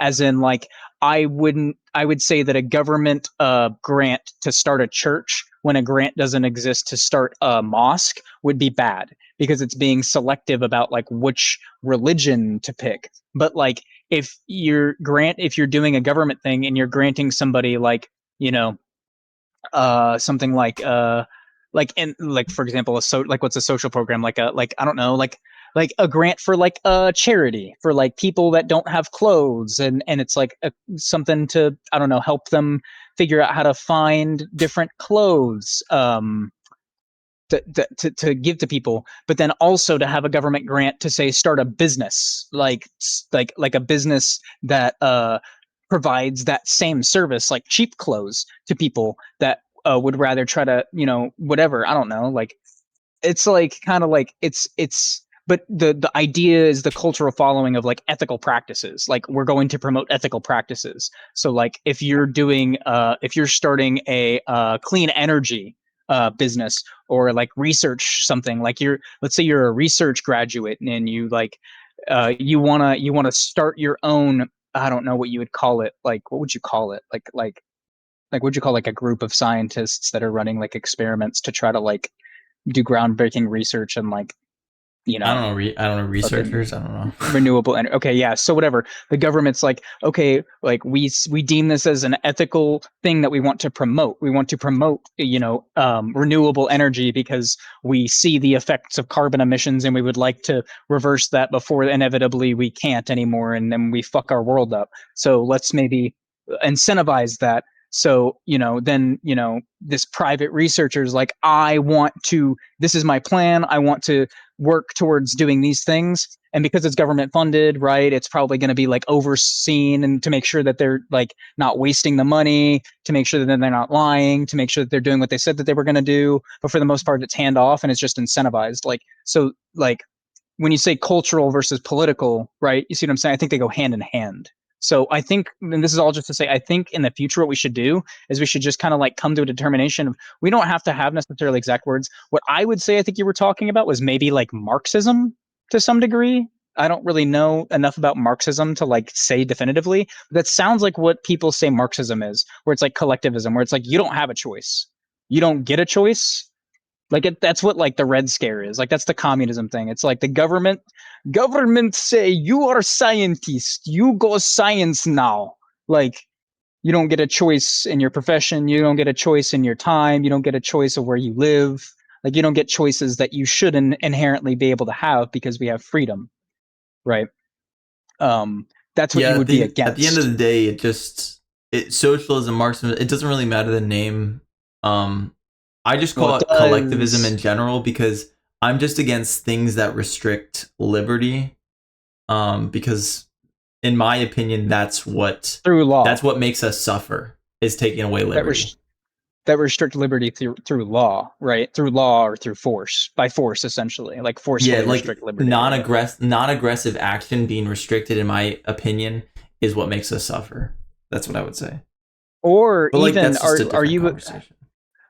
Yeah, of course. I mean, there's plenty of conversations to be had. We're talking about extremely broad terms here, and again, like the thing is like we're talking about like ideas of things that aren't like real. Like we're talking about concepts of things that are just it's like calling America capitalism or calling Russia communism. Like neither one are either of those. Like Yeah. you know what I mean? Like on paper, both capitalism and communism work, but neither of those systems that claim to be what they are function the way that they're supposed to on paper because they're not either of those systems. They're both oligarchies. And that's because we live in oligarchical institutions because we have forever, and it's never going to change until we dismantle them and we don't allow them anymore. And the only way not to allow them is for true representative, like functional government or no government at all. One of the two. Like not even no government, no power structures, which I would argue is just difficult to achieve without some form of government because like no abuse of power like you'd have to have like a government that's literally like I think we've talked about this, but I say the higher up you are in the government, the more less power you have, the more responsible you are. Like you should have like you should be at the whim of the people below you. Like they should have your like if you know what I mean. It should be it's Hmm. hard, man. It's hard. It's very hard. Because I mean, at the end of the day, unless you want to make it way more difficult than people probably want it to be for themselves, you're going to have somebody that has like a lot of control. Oh, I thought of something today. There's something about checks and balances. What was it? What was it? What was it? It was checks and balances for fuck. What was it? I was literally having a conversation. And I had like an epiphany, and it was like the checks and the balances for shit. Executive branch, No, it was judicial like the branch. way that that works. No. It wasn't anything government. It was more like abroad. It was like philosophy. It was like checks and balances in philosophy or something. It was like fundamentally you have like the checks, like you're checking and balancing. What the fuck was it? And I wanted to bring it up to you because oh my God. I'll have to think of it. That's Sorry. the worst. It's That's the worst. yeah, it was so good too. I forget what it was pertaining to. It was like pertaining to some like Like checks and checks and balances of balance. thought. Something like that. Yeah. Because it was like you got I think it had something to do with like the way that you try to oppose your thought processes, right? Like you want to oppose your thought processes. So you want to have like the checks and balances being like you're constantly trying to um oppose your like your arguments, right? Like that's how you like check and balance everything is like you need like elements of opposition to ensure that you're not going down a tunnel of confirmation biasy because confirmation bias is like intrinsically in human nature and it's also like the thing that is like the most dangerous for us, right? Because like it's it's a really slippery slope when you start confirming your bias because then you start overlooking potential truth for what is comfortable and fits into the narrative and continues right to like perpetuate what's valuable to you as opposed to truth, if that makes sense. That's how I believe people are radicalized, at least on the right wing side, is it's really easy to see how the system benefits you. And it's really easy to see how the certain frame of reference to look at it is like not only supportive but also necessary because anything else is like anti-truth. But like once you kind of zoom out, you see it's like kind of like a hamster wheel where you're like it's the all of the logic ends up being circular and doesn't account for a bunch of other shit. And wherever it does see that shit, it pretty much just says, nope, fake news. Nope, fake news. And it's like, okay, well, then we can't even have a discussion because you just say every piece of evidence that I have is fake. And it's like, it's just being made up. So, like, then, okay. Like, and then I just go back to the Jay Dyer's video where Kaya says, I could just do that to you. Like, we could do the, Delepa's or whatever Agrippa's trilemma all day, but Agrippa's I could just do trilemma, the same yeah. thing to you. Like, and then we just don't get anywhere. Like, it's like, what are we fucking doing? Like, are we just gonna assume that we're bad faith the entire fucking time? Like, anyway. Um, Yeah. but that is all to say. There was a point that you were making something about. Oh yeah, we were talking about collectivism.